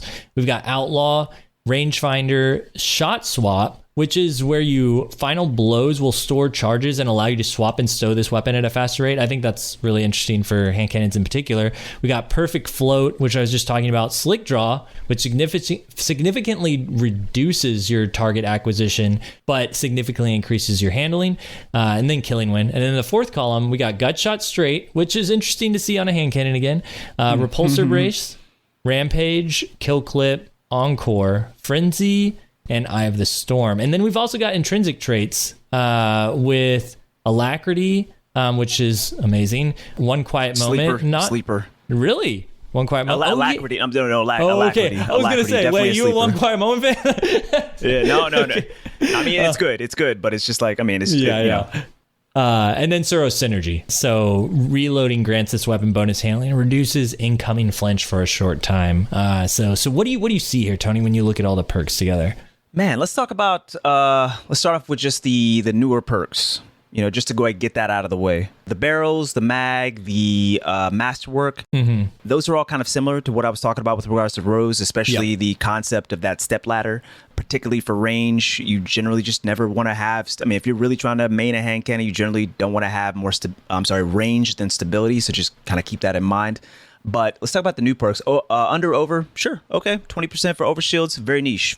Let me see. Shot swap, final blows, build and store charges, which allow you to swap and slow this weapon at a faster rate. Now, I just want to know how much stow and swap speed you're getting off of like one kill, because that's, the average hand cannon user, that's where it's going to stop for them. Right? That's where it's going to stop. They're going to get one kill and they might need to swap. If it's not a discernible amount of speed after like one, even for me, then it's kind of just like, we're chilling. Steady hands is another similar perk to that right there. And it's kind of the same reason for me, even though Steady Hands is kind of a sleeper, but still a lot of times it's in a column with something that's just more effective and always on. It's not like it's a bad perk. It's just, it's power crept out the gate is what I'll say. Perfect Float, being in combat for a moderate time, increases airborne effectiveness and reduces flinch until you are out of combat. This is something that I'll mention about it. This is not bad, not a bad perk, especially when we're talking about flinch continuing to reduce flinch, flinch resistance, right? Airborne effectiveness, that's great. But make sure you stack into handling. You want that gun to come right down. This is why Snapshot is so impactful, so great, feels amazing on hunters who are trying to like jump in the air with their hand cannon and get accurate shots off, right? Especially right now when we're in this AE phase and you need everything to be in your favor to actually jump in the air to ensure you get some accurate shots, even if your aim is true, right? And Snapshot high handling is just a big part of that to ensure that when you jump in the air, your hand cannon sets, it comes straight down and you're able to get off an accurate shot without that bump from the jump, right? So while Perfect Float is fantastic, that's a fantastic perk, it sounds like, for increasing that airborne effectiveness, and we already have a high, airborne effectiveness. We got the mod on the helmet this season, et cetera, et cetera. Still keep in mind, like, how useful is it really going to be outside of maybe some niche situations, just because you don't have Snapshot on the end of that to make sure that your barrel comes straight down. Now, different skill spectrums, it may not matter as much. You'll have a little bit more time. But again, if you're trying to like main a hand cannon, that's not a perk that is necessarily going to appeal to me outside of maybe like the flinch resistance, especially again in this like airborne effectiveness meta. That's smart. Slick Draw, I'm never trying to give up target acquisition on like a hand cannon, especially a hand cannon that has like 72 for the aim assist. So I just bypass that. I agree, Killing Wind, fan favorite for a good reason, especially as it synergizes with the next column, Rampage in particular, right? Whenever you get a kill, Killing Wind pops on, Rampage pops on. It was literally the GOAT. Benny put me on this, my homie Benny. It was literally the GOAT combination on Igneous Hammer. You get fat hitbox, huge range, just maxes out that range a lot of times because 120s have a lot of base range to start, and then you get Rampage, and Rampage was 2-tapping back in the day for 120s, so it was just making that hitbox, like, it just made it really consistent to make plays, basically, to just continue to 2-tap. So obviously you can't 2-tap with this weapon with Rampage ×1, and you can't do it with 120s anymore at Rampage ×1, but the synergy is still there. It's just a little less impactful, right? But the synergy is definitely still there. It's making it more forgiving too. So if we put on Rampage with a adaptive hand cannon, you're going from, if you're facing a 10 Resil Titan, granted they don't have the overshield, you're going from a 3 crit on the adaptive to a 2 crit in one body. So it's a great point. It's better, and it makes it easier to use, and everything's making it easier to use if you got the Killing Wind combo, because then you've got all the insane boost from Killing Wind, the range, the mobility, the handling, and the reduced movement penalty, and the further fall off distance. So you're able to kill from a little bit further, and it's more forgiving of a kill. So it's a very still a very good perk combo for sure. Yes, definitely. I completely agree. So what I'll say, and then I'll finish up this final column, is this is a very different hand cannon from Rose. Basically, Rose is about that run and gun consistency, right? It's not about necessarily getting these, exorbitant damage perks on the end. It's about that consistency and, like I said, running and gunning, and just being versatile through movement and hitting shots. Exalted Truth is about just hitting like a truck, and yes, still that consistency, but trying to hit, hits, because that's why you see these damage perks up here, as opposed to, the consistency perks that overwhelm the Rose, which personally I'm a fan of. So you've got Rampage, you've got Kill Clip, you've got Frenzy, which is kind of underrated on a hand cannon and on weapons, primary weapons in particular. You don't have to be in combat for that long for Frenzy to kick in. And then once Frenzy kicks in, it's a 15% damage increase. It's a 50 handling increase. It's a 50 reload increase. It's a very, very underrated perk, not just for the damage, but you also get those other benefits as well. And like I said, you really don't need to be in combat for that long. They've either changed or they're about to change Encore. Was it? I think it was Encore. Hold on. Final Blows. They might. I can't remember. Maybe I'm thinking of that. I'll try and pull the data as we keep going here. Okay. Yeah. It might have been that other perk. It starts with an E. It's the one where you're around your teammates. I know they're changing that one, but nonetheless, Encore. If you guys want to talk about it, honestly, I find it boring. So Lego can mention the details on it if you really care about it. But Encore is there. Eye of the Storm, fan favorite, of course, for good reason, just helping you to be more consistent. And it's always impactful in a fight because you literally take one hit out of the 3-tap. And like you're already engaging with Eye of the Storm, getting those benefits, right? The accuracy and I believe the handling as well. You've got Repulsor Brace. Defeating a Void debuff target grants an overshield. It grants a 45 hit point overshield for 8 seconds. That's interesting. Obviously that takes some setup, but I could definitely see some niche builds with it. Very cool. Continue to build into the Void 3.0 fantasy, which I've said before is my favorite fantasy, especially in PvE. It's just very, very cool. You can do a lot of things with it, and they're continuing to build around the sandbox, including more and more verbs on more and more things. So, we have so much to look forward to in that regard. And then you've got Gutshot Straight, which I'm glad we ended on because we can just end it right there. Don't go for it, people. Don't go for it. There's a reason. You're trying to get a 3-tap, people. You're trying to get a 3-tap. That's so funny because I've heard people really like it. Like they cool. I think they're pushing to make it work though. Like we were kind of talking about it. I think it was pre-show even about Gutshot Straight and how you're running this because you want to hit those 3 taps. You're not running it because you're trying to lower your odds of hitting headshots, so but you said so much just now that I was like, wait, what? Okay, so a few things. One, Repulsor Brace. You just mentioned this was a Void that you could run your Falcons with, proc the volatile rounds. You don't even have to do anything with your subclass. You just got volatile rounds to proc. Doesn't that proc Repulsor Brace? I don't know. That's a really good question. I kind of considered it for a second, but I figured that debuff was like a weaken effect, like from smoke, or like a suppress, or like a suppress. It could be. Let me see here. Yeah, it's like top on the search if you just like that's kind of nuts, actually. I don't think it does actually. The more I look into it. But that would be awesome if it does. Yo, Lego out here leading y'all astray, man. This power fantasy getting crazy. Yeah. I don't think it does, but that would be incredible if it did. I was like, oh, you don't even have to lean into anything. You just okay. But Encore, the other one, I did. It is in the This Week at Bungie. They did update it to where now it used to. The way it worked before is you have to get, if you get body shots, you get more. I think it was precision accuracy. So non-precision kills grant accuracy cone benefits and 30 stability, and precision kills would grant more range.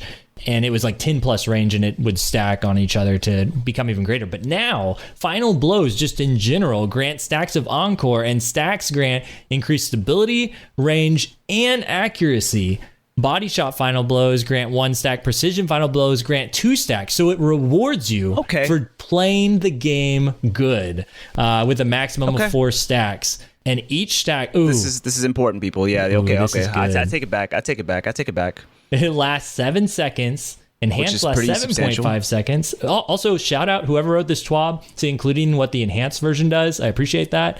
Final blows refresh the timer, so it's refreshable. Plus 8 stability, plus 5 range. This is 1 stack, I believe. Yeah, per stack. Plus 8 stability, plus 5 range, and a plus 1.25% accuracy. I thought I was going to say cone, so I read it funny, but plus 1.25% accuracy. So basically 25% greater accuracy, which... That's pretty good. You're right. No. I'm taking it back. So everybody, Lego led you astray with that Repulsor Brace. I brought it back. Thank you. You brought it back, baby. You brought it back. Oh, man. Because what I'm thinking now, say you get Killing Wind. Yep. With Encore, kind of a GOAT. That's kind of a GOAT combination. That might be one of the more strong and impactful conversations. You should definitely be looking out for that. For sure. Yeah, I can't even imagine stacking those together. I'm you just looking get buffs on buffs. Oh I don't even know. My head can't even wrap around how consistent and how much range and stability.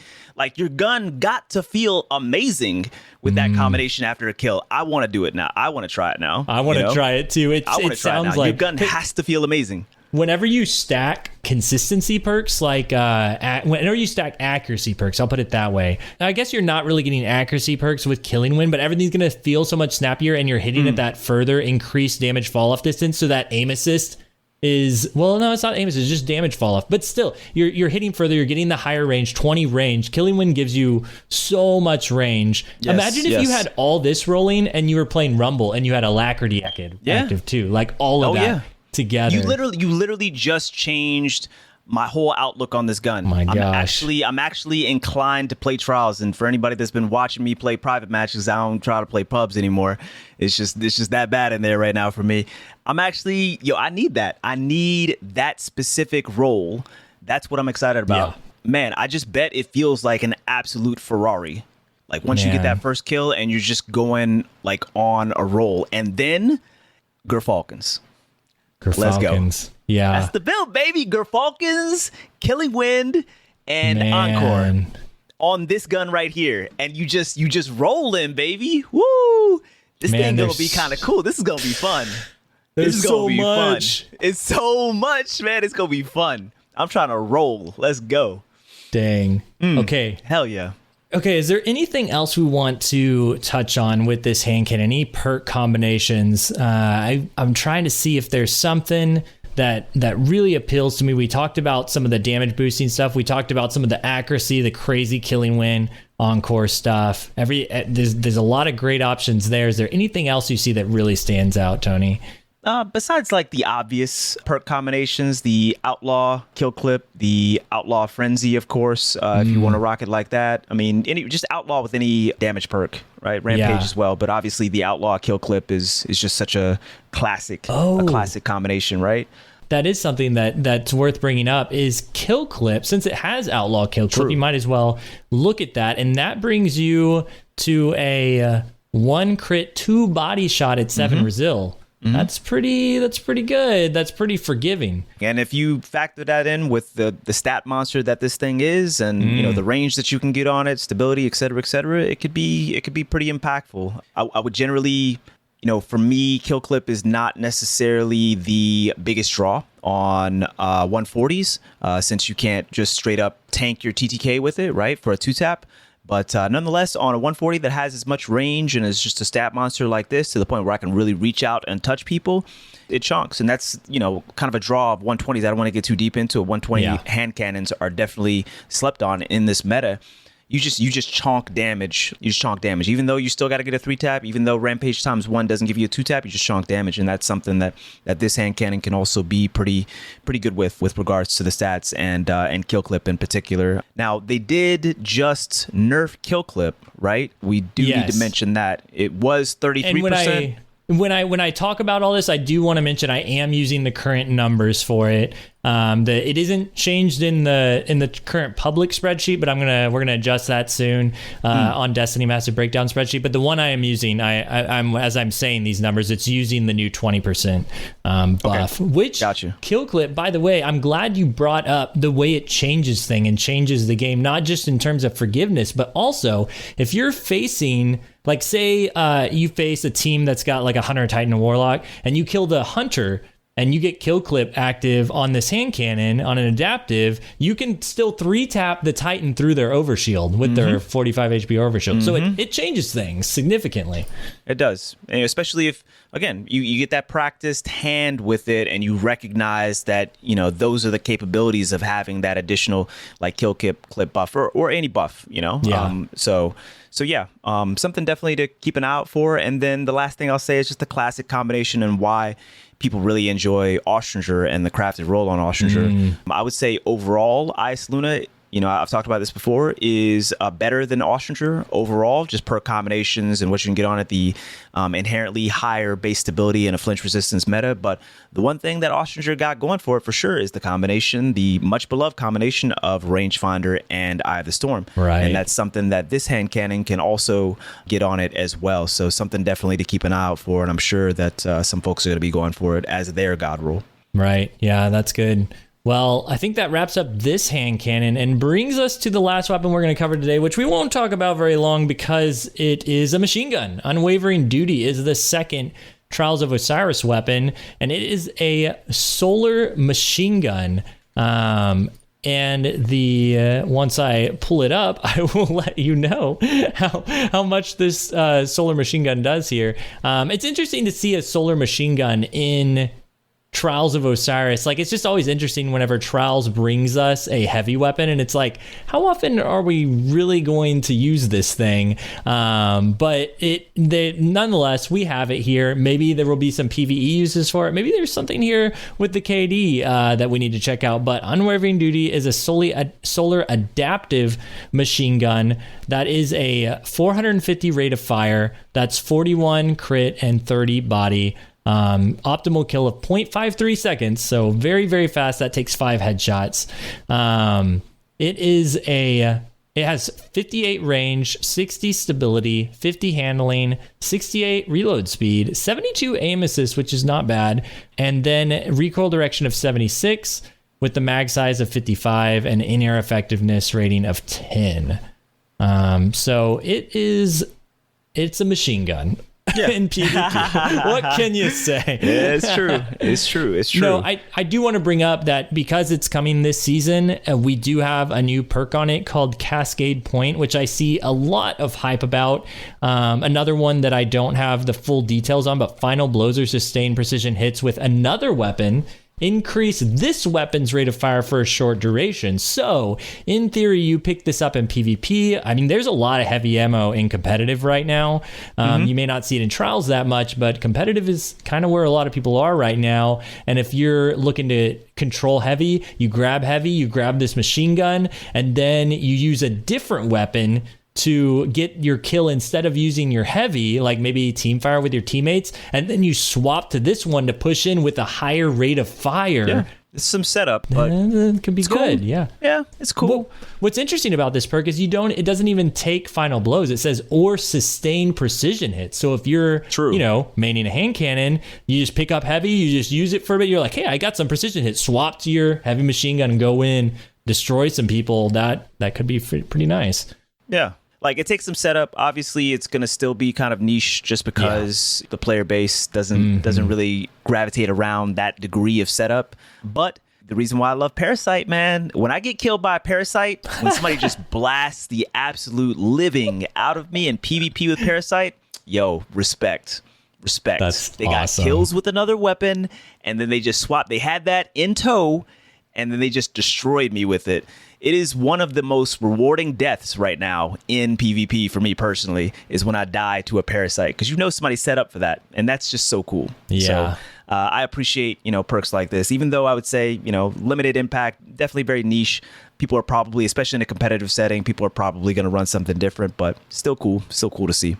Last thing I'll say about this machine gun is we haven't had at least I don't think so. I can't remember. It had a machine gun with alacrity yet. And that is going to entice some solo players potentially, especially because this is solar. It's got incandescent. There's a lot of PvE potential as firing line, lots of PvE stuff. I just wanted to bring that up to see maybe when that weekend comes, if you're looking to take your friend Flawless for the first time, if we're looking to get some more PvE style players in trials, this could be one of those things that might be appealing. We'll see what the PvE crowd thinks about it. We'll have to ask our Player versus Enemies podcast what they think about it on the other side of Destiny Master Breakdowns. Gotcha. Yeah. I mean, I guess to kind of finish it off, we got some new perks also in the third column. You got Offhand Strike. Final blows grant additional weapon range, stability, and accuracy when firing from the hip for a short duration. It's not like I'm going to be firing from the hip with a machine gun, but cool. Yeah, I mean, I like new perks, I suppose, and eventually, I mean, they have been doing a great job of underused perks, underperforming perks, as far as usage, them reworking it. So maybe we'll get a rework of that. Maybe I'm speaking too soon. Who knows? Maybe firing from a hip with a machine gun might be the meta soon. I don't know. Yeah. I don't know. I don't want to speak like that. So another one is they did end up reworking Ambitious Assassin, or like buffing it. It's actually kind of goated now, so it's something to kind of just keep in mind. Obviously, when you have a lot of ammo, PvE, and so it was a very cool rework. Just kind of seeing that getting kind of buffed out of its mind. So check that out and see how that feels, especially on a spitter like a machine gun. Yeah, that's really interesting. I'm curious to see if this comes into play at all. I also saw adaptive munitions, and I was like, wait, do machine guns have that in PvE? But this is a PvP podcast. I'm not going to dive too much into thinking about it. And I want to move on at this time to just some general Crucible talk before we wrap up the show. As I mentioned earlier, we have a whole new playlist, and then we've had the comp rework. So we just want to talk a little bit about how we're feeling with these things. For me, I guess I'll just start with myself, just personally playing just the playlist and the new like consolidation of all the playlists, I'll say. I didn't think it was going to affect me that much. I've been playing quick play a lot recently to like test out weapons and stuff, but I don't know if it's due to it just being a new season. Could be it. Lots of people just playing PvE activities. I myself, after I did my first comp grind the first 2 days, I kind of dove into PvE and haven't been playing much. So every time that I jump into quick play, I'm like, man, it feels like there's like either nobody here or the SBMM is really strict or something, but it shouldn't be. And so like, what's going on, and then I'm like, okay, well, there's just a bunch of supers here. Maybe I'll go play one of the other playlists. And it's like, well, I don't want to play comp because I'm going to take it seriously. I'm just screwing around right now. So now I'm going to play that. And then I go over and look at the 3v3 and you got Rift. I tried playing a few games of that. My first 2 games, my teammates left. Like, it was just kind of a ghost town. And I was like, okay, maybe I'll try the other Rift. And I ended up, I played that. That was actually probably the most enjoyable time I had in the Crucible was playing that Rift mode and just testing out new guns. But I felt bad for my teammates because I was just there to test out guns. I wasn't really there to play Rift. And I like Rift. I just had nowhere else to go to test. Like, okay, what happens when you get a kill with this gun and then this happens? Like, I wanted a real environment, but not getting supered every 5 seconds. So what do I do? And that's where I end up going is Rift. And so it didn't feel the best. It made me miss Rumble a lot more than I thought I would. And that's kind of where I'm at right now. I'm not like overly like upset about anything, but I am playing a lot more PvE than I used to. And I'll kind of leave it at that. I think that speaks for itself. As a PvP player, I'm like, I'm playing a lot more PvE and just focusing on those weapons and gonna feel it out more as it goes. So, how are you feeling about the playlists and the new setup we have? Yeah, and keep in mind something very relatable. I feel like to the majority of the player base that you said is, I just want to try out my guns. I want a space where I can do that without having to worry about matches that are inundated with strong, oppressive, like mechanics, like meta mechanics, right? And we have a lot of that right now. And it's really, passive, I think a lot of people can agree with. And it's really I've called it engagement scarcity because PvP is just at its best when everybody's moving, when it's dynamic, and when folks are just interested first and foremost in just getting into as many engagements as possible, right?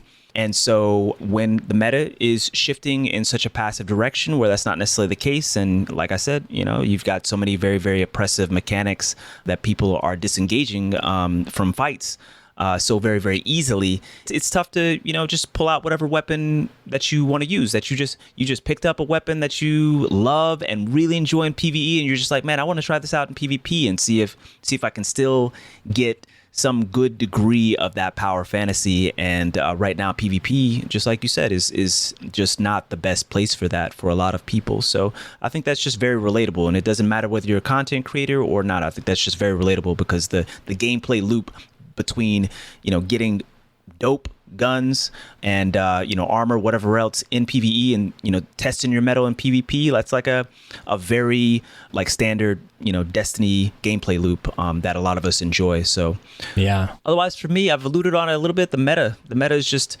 people ask me, Tony, why do you not enjoy comp when I was so excited about it? I'm disappointed by it. That's just be frank. I'm very, very disappointed by it because the one thing that needed to hit was a sandbox that supported competitive integrity of play.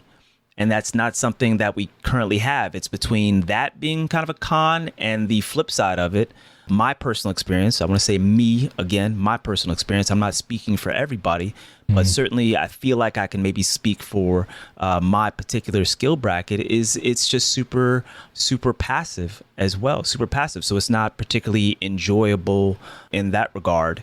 So you've got, a meta that, a shoot through barricade where they can shoot you and you can't shoot them, and it's damage resistance. In my skill bracket, you cannot peek that. You cannot peek that. Yeah. You peek that, you are instantly dead, because people are going to pair that with low TTK weapons or one-hit kill weapons. They're going to pair that with something like Revoker, which again is, in my opinion, an antithesis to competitive integrity, because you have the longest range, one-hit kill, most effective over the entire franchise, most effective weapon to eliminate enemies, and you're giving them a round back. You're giving them another chance after they miss a shot. Like, the balance of that weapon is to hit your shot or lose your ammo, lose the most impactful weapon, because it's a high reward, high impact weapon, and it's one of the lowest risks because you're so far off from the enemy. So people sit behind that barricade, shoot through. I cannot peek them at my level because everybody hits their shots for the most part. And so between Forerunner, between like sidearms, if they're in even somewhat semblance of closer entry level hand cannon range is what I call sidearms, are reaching those. I have to back off. Be careful how I peek it. There was one more that I was thinking of, but my point is some of this stuff is just like a straight antithesis to competitive integrity, and it also just makes for a very exhausting and unrewarding play experience, because I'm literally just going around the map navigating where I can get an engagement, a fair engagement. But barricade uptime is just so crazy right now that they always have a silence, they always have a barricade, they always have overshields, right? It's always something. So that was the thing that they needed to hit above anything else. That's the thing that they needed to hit. And, the thing that I've been saying recently is it just seems like the majority of resources and dev time was really put into skill-based matchmaking. That's the thing that seems to be implemented, like working the way that is intended the best.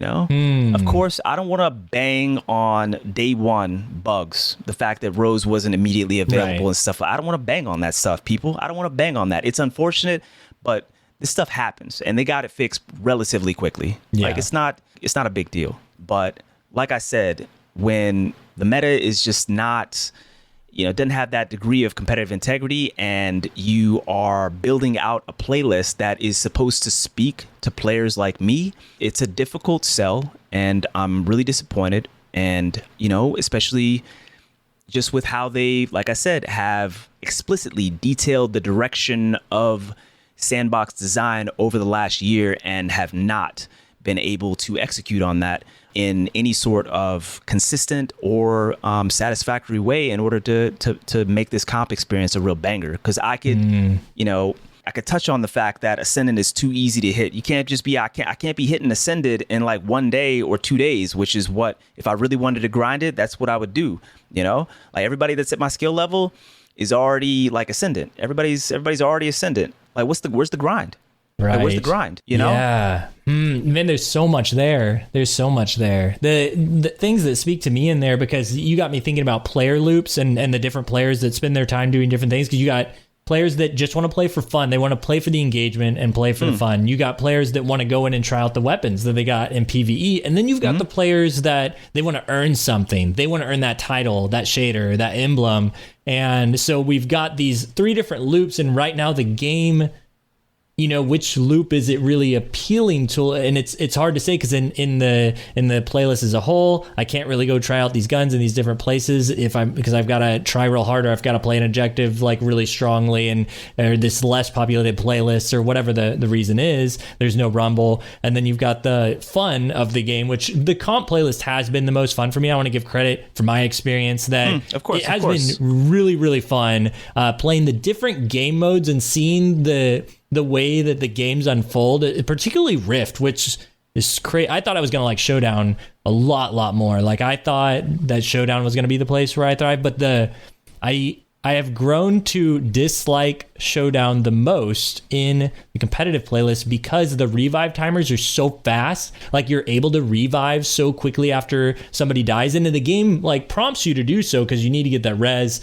before that quick timer runs out to get it. But I feel like there needs to be a window where they can't res right away or something, because it's just like, unless you're running a certain play style, it is very hard to get that, like specifically with Titan barricades and all the problems that you were talking about earlier. It's just like, what can you do, you know? So I have grown to dislike that game mode more, whereas Rift has that push and pull, specifically on the longer maps, which I know can be disliked, but to me, it opened up this playing field to where there's like, there's ways of engaging where, like, okay, do we go for the Rift right off the bat, or do we wait and kind of pin them down as they come Spark, as they come for the Spark, and then depending on what they do, like say they get the ball and then they're coming at us, okay, let's bank up here, not back here, because if we go back here and they beat us, we have no chance. But if we engage them right away, we have a second shot in this location. And there's these different like things that happen, or like, my whole team goes down, and the inclination of an average player might be to just grab the Spark and run, but that's a bad scenario on the longer maps where you're in a 1v3 when you approach that Rift.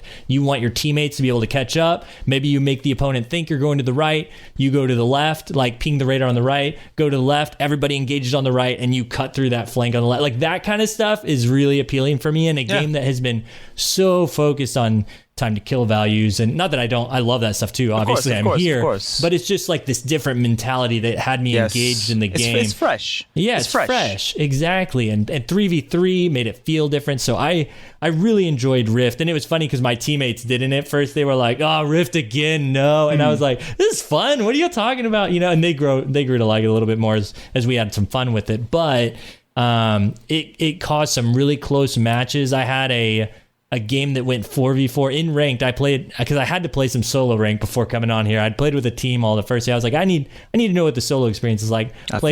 Played solo and had a game that went 4v4 and was just on the edge. Like, and there was this point where they had all three up, or everyone was dead but me, I think, or something. And I just hit like the perfect like route flank through, it was Wormhaven, and I just like went the perfect direction to where they engaged all my teammates, and I was able to sneak through and die as I dunked. Like, it was just that kind of feeling in a 4v4 game. I haven't felt that in a while, and something was on the line. I had a comp rank. Now the rewards, you know, aren't there, and I kind of fall in the category of both trying out my weapons and wanting to earn something, and I do feel that lack of desire to play.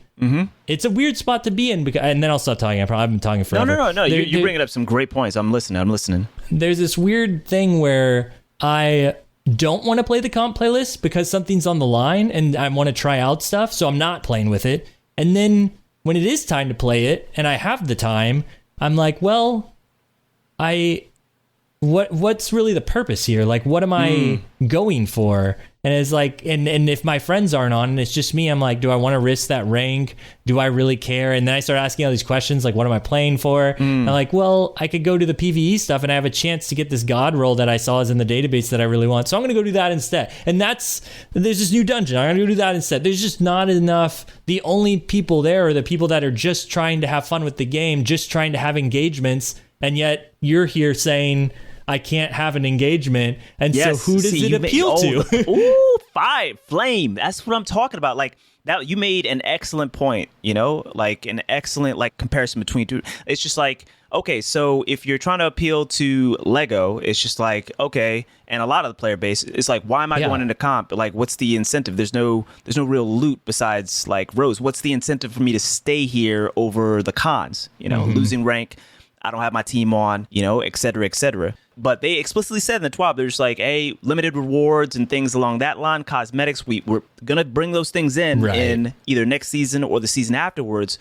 But right now we want folks to focus on just enjoying the playlist, being there, enjoying the improvement cycle or whatnot. But the people that are improvement focused, like myself, that find that rewarding gameplay where I feel like I earned it, you know, like, it's not fun for us because it's not really like made for us. The meta isn't in a place where it is rewarding like gameplay. When I die, I'm more frustrated because I'm usually just going to die to to the unrewarding mechanics that I don't feel like I should, like I've said it, kind of bump up against competitive integrity. Or you're forced to play in a way that doesn't align with the fun way that you want to play the game too. Like, it's like it doesn't align with improvement focus either. Because like improvement and sportsmanship and competitive integrity, it's about I'm testing my mettle against Lego. I'm coming up against Lego and I'm testing my mettle.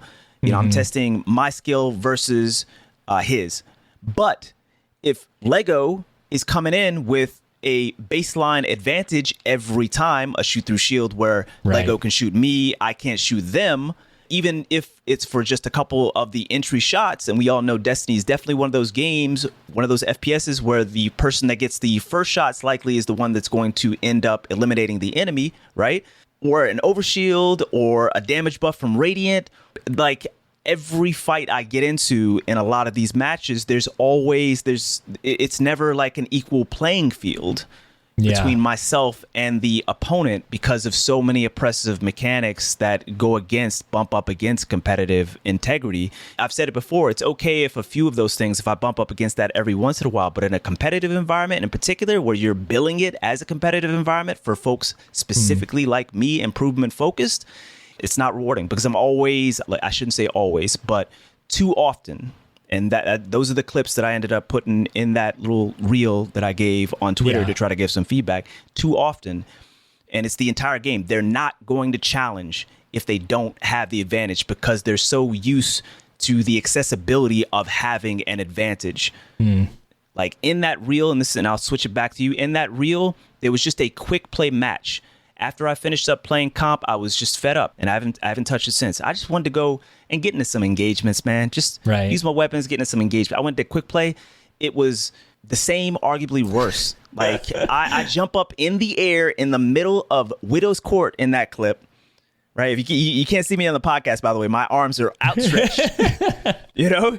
I jump up in the air, baby, in the air, with airborne effectiveness and a hand cannon. In the middle of the field, Widow's Court, not a teammate near me, just to try to bait somebody into taking an engagement with me. I tap a Titan just randomly for 27. That Titan backs off into a corner, puts up a barricade. I stop playing. I stop shooting. I look at the camera.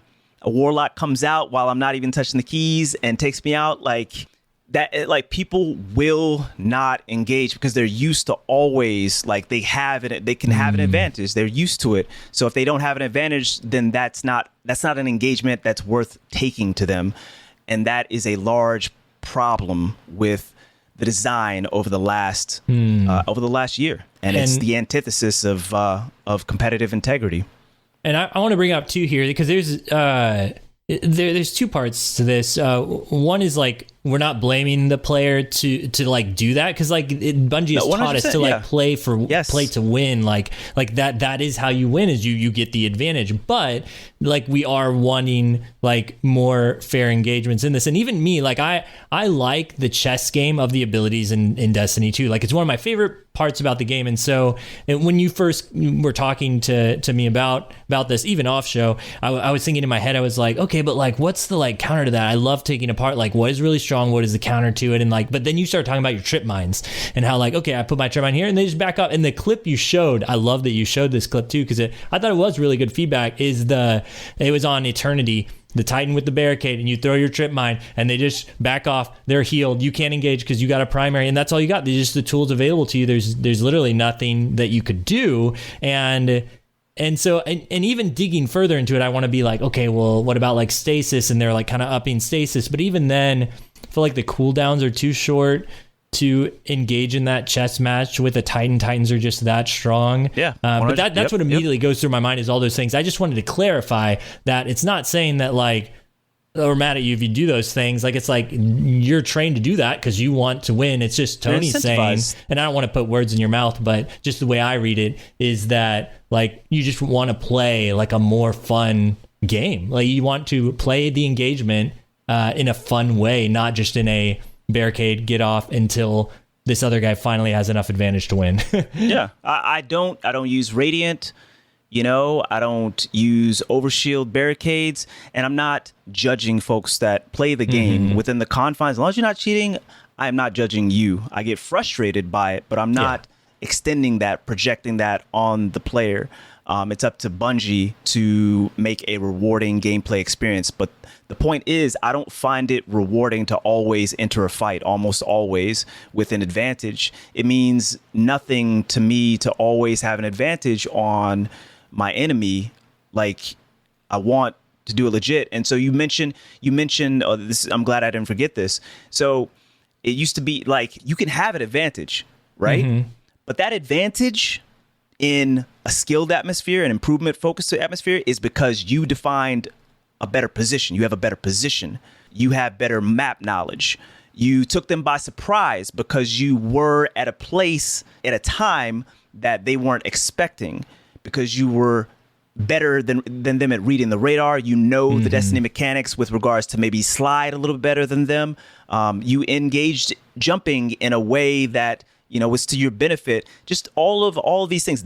Those are the advantages. Like, I'm not saying I don't enter fights without an advantage, because that's not true. That's not true. But my advantages, and again, I'm not judging folks. I'm just saying what is rewarding to me is the advantage that I gain based on the knowledge that I've built up and the practice that I have with regards to just understanding my opponents, my player patterns, and also just, the experience that I have playing the game, the map, the radar, mechanics, et cetera, just all of that stuff, understanding my character's movement, understanding and coordinating with my team as well. Those are the advantages right there that are rewarding to me, as opposed to just like virtually no cooldown getting an overshield or shoot through barricade and stuff like that. That's simply not appealing to me. It's a free meal. That was really well said, man. I really appreciate that. I really appreciate your not just opinion, but the feeling that you get playing and being able to extrapolate that and convey that to others, because where I am at in comp, I don't experience that as frequently. And like you have mentioned several times on Twitter and here, that will like trickle down to other players as they learn what is the best thing to do to succeed. But I haven't experienced that yet. I've had a really fun time in comp, but it's good to see like what is at the other side, what all players of the game are experiencing, both like the very high end and the low end. So I really appreciate you being able to convey all that so clearly. It gives me a lot to think about in terms of what I hope to see for the game in the future. And I want to bring up something too. It really makes me think of the last episode that we did before Kit left. We were talking about what our hopes were for competitive. And I had said that, because it's competitive, it's going to be like essentially your 7th win card in trials all the time. Whatever everybody's doing to win, no matter what, comp is going to accelerate that to a degree where we're just going to see the nastiest stuff. And I think we're starting to see that very quickly in the competitive playlist. And I hope that it is a sign that Bungie's like, oh, Revoker came back out and it is a free barricade taker down and one shot across the map. We should do something about this. I hope that it invokes fast reactions from Bungie. To make it a fun mode to play for all the different types, so that it doesn't trickle down to where I'm at currently in the competitive list, because I'm having a blast. I want that to continue, and I'm glad to hear you bring up these issues and how you're feeling about it and what your experience was like, because I think it's very valid and very important for where the rest of the competitive playlist is going to head. Yeah, and you said it, and I've said it before as well on Twitter and otherwise. Like, these mechanics, these oppressive mechanics, they trickle down. Eventually, there's going to be other parts of the skill spectrum that end up having to deal with those things because they watched it in a video, or they watched their favorite, high level player or whatnot, and they just see that, oh man, this is really effective. Even at my skill bracket, this is really effective. This is what can give me an edge. That's when the usage rates, rise, and that's when Bungie and maybe outcry is necessary for it as well. Like outcry and consensus among the community. That's when Bungie, takes notice when that data comes in like that. But my wish for comp at this point is that Bungie be proactive, because if I'm not saying that the high tier, high skill spectrum folks know best 24/7. I'm not saying that they have the best interests of the wider community, at heart. We definitely have had some problem folks for sure. People just got egos and stuff, of course. But, I do hope that they are able to sift through the criticism, sift through the pain points, and recognize that some things, if they take care of it proactively, they won't even funnel down.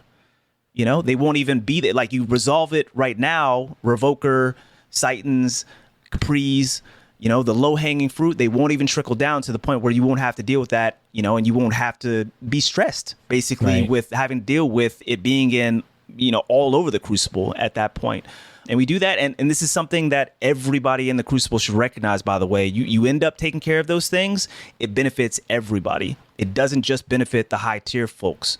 It benefits everybody. If they would have, like I was talking about overshield barricades and barricades in general back in Void 3.0. I was talking about Invis back in Void 3.0 because those things were absolutely just a detriment to high-tier play, And what did they end up doing? Now they're affecting everybody. Now everybody's talking about Invis.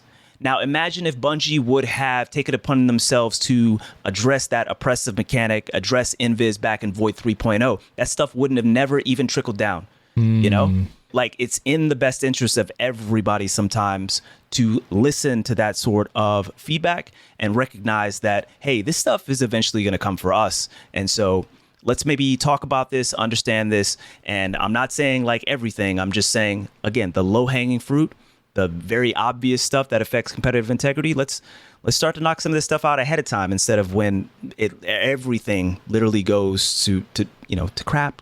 Everything literally goes to crap, and we're at. I don't want to see PvP like this. I'm a huge advocate. Y'all know this, for PvP and not PvP for me or my skill demographic, for everybody.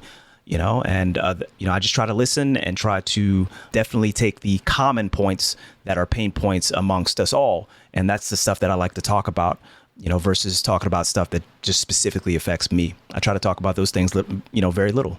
It's not relatable. It's just simply not relatable.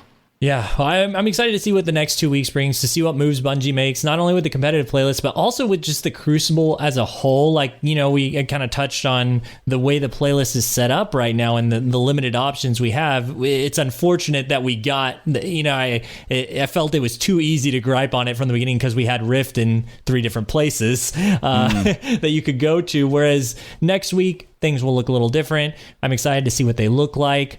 Do you have anything else before we close here, before we bring things down? I mean, we're going to check back in pretty soon. I hope y'all get used to listening to us. I hope y'all stick around and enjoyed the episode, the breakdown of the hand cannons, everything. But real quick, we love doing this. We love doing this, and Lego is just the perfect partner. I swear, just the perfect partner. Like, we just have so much fun. Both of us, like I said before, we're like 0 or 100 people. So we're just all in on this. And so, if you have any, feedback, constructive feedback for us, anything that you want to see, like, feel free to hit us up on any of our socials for sure, because we're listening. Ooh, I almost said we're listening. Don't say that. I don't want to say that, man. I don't want to say that. Look. Just hit us up. Just hit us up if you guys have something worthwhile that you want to hear, because this show is for you guys, and we just want to do the best we can and fill those huge shoes that were left by these fantastic folks that have blessed us with the show and believed in us to carry it on.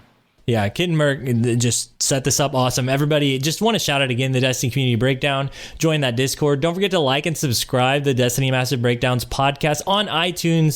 Specifically, helps just a ton. Leave a comment there. We'd love to read it out on the show. As Physics was saying, you reach out on social media to us personally, but also Destiny Massive Breakdowns on Twitter. In the Discord, there's plenty of people to help with feedback, questions. I ask questions there all the time. I learned so much stuff this week from Discord, so be sure to check all that out. Yep. And remember, you can connect to all things Destiny Massive Breakdowns at destinymassivebreakdowns.com, including Podcasts versus Enemies, hosted by Court, Impetus, and St. Caper, and Beneath Twin Suns, a Star Wars podcast hosted by yours truly, the OGs, Kutch, Kit Kucha, and Mercules, of course. You'll find our social links, an invite to join the conversation in Discord, episodes new and old, the occasional guest post, and more written resources right there on the website. Yeah, and that brings a close to the show. Thank you so much for joining us. I hope you enjoyed the episode. We're so excited to talk about the world drops, seasonal drops, ritual weapons, dungeon weapons, and we'll revisit the trials one too. There's a ton of stuff to go over. This has been Lego, aka Legoli Flash. You can find me on Twitter, Twitch, and primarily YouTube at Lego LE Flash. Yes, please go follow this goat on YouTube. Holy, this man just came out of nowhere on YouTube. Just goated. And man, the quality of these videos, please go follow Lego Flash on YouTube. I can't stress that enough, for real. My name is IllPhysics, aka Tony. If you did not previously know me, of course, you can find me at IllPhysics on Twitter, on Twitch. Those are my main platforms that you'll see me on. In the Discord as well, discord.gg/IllPhysics. I've got like 2,000 people in there. We just vibing every day. You can of course find me on YouTube as well. I always need to do more there, but time is time of the essence. Only 24 hours in a day, baby. And now we're doing podcasts too. But you can find me in a lot of different places. And of course, if you want to find all my spaces, then you can just go to my Twitter, check out the link tree in my bio. But it's been a pleasure, and we'll catch you guys next time. Catch you next time. Peace. Peace.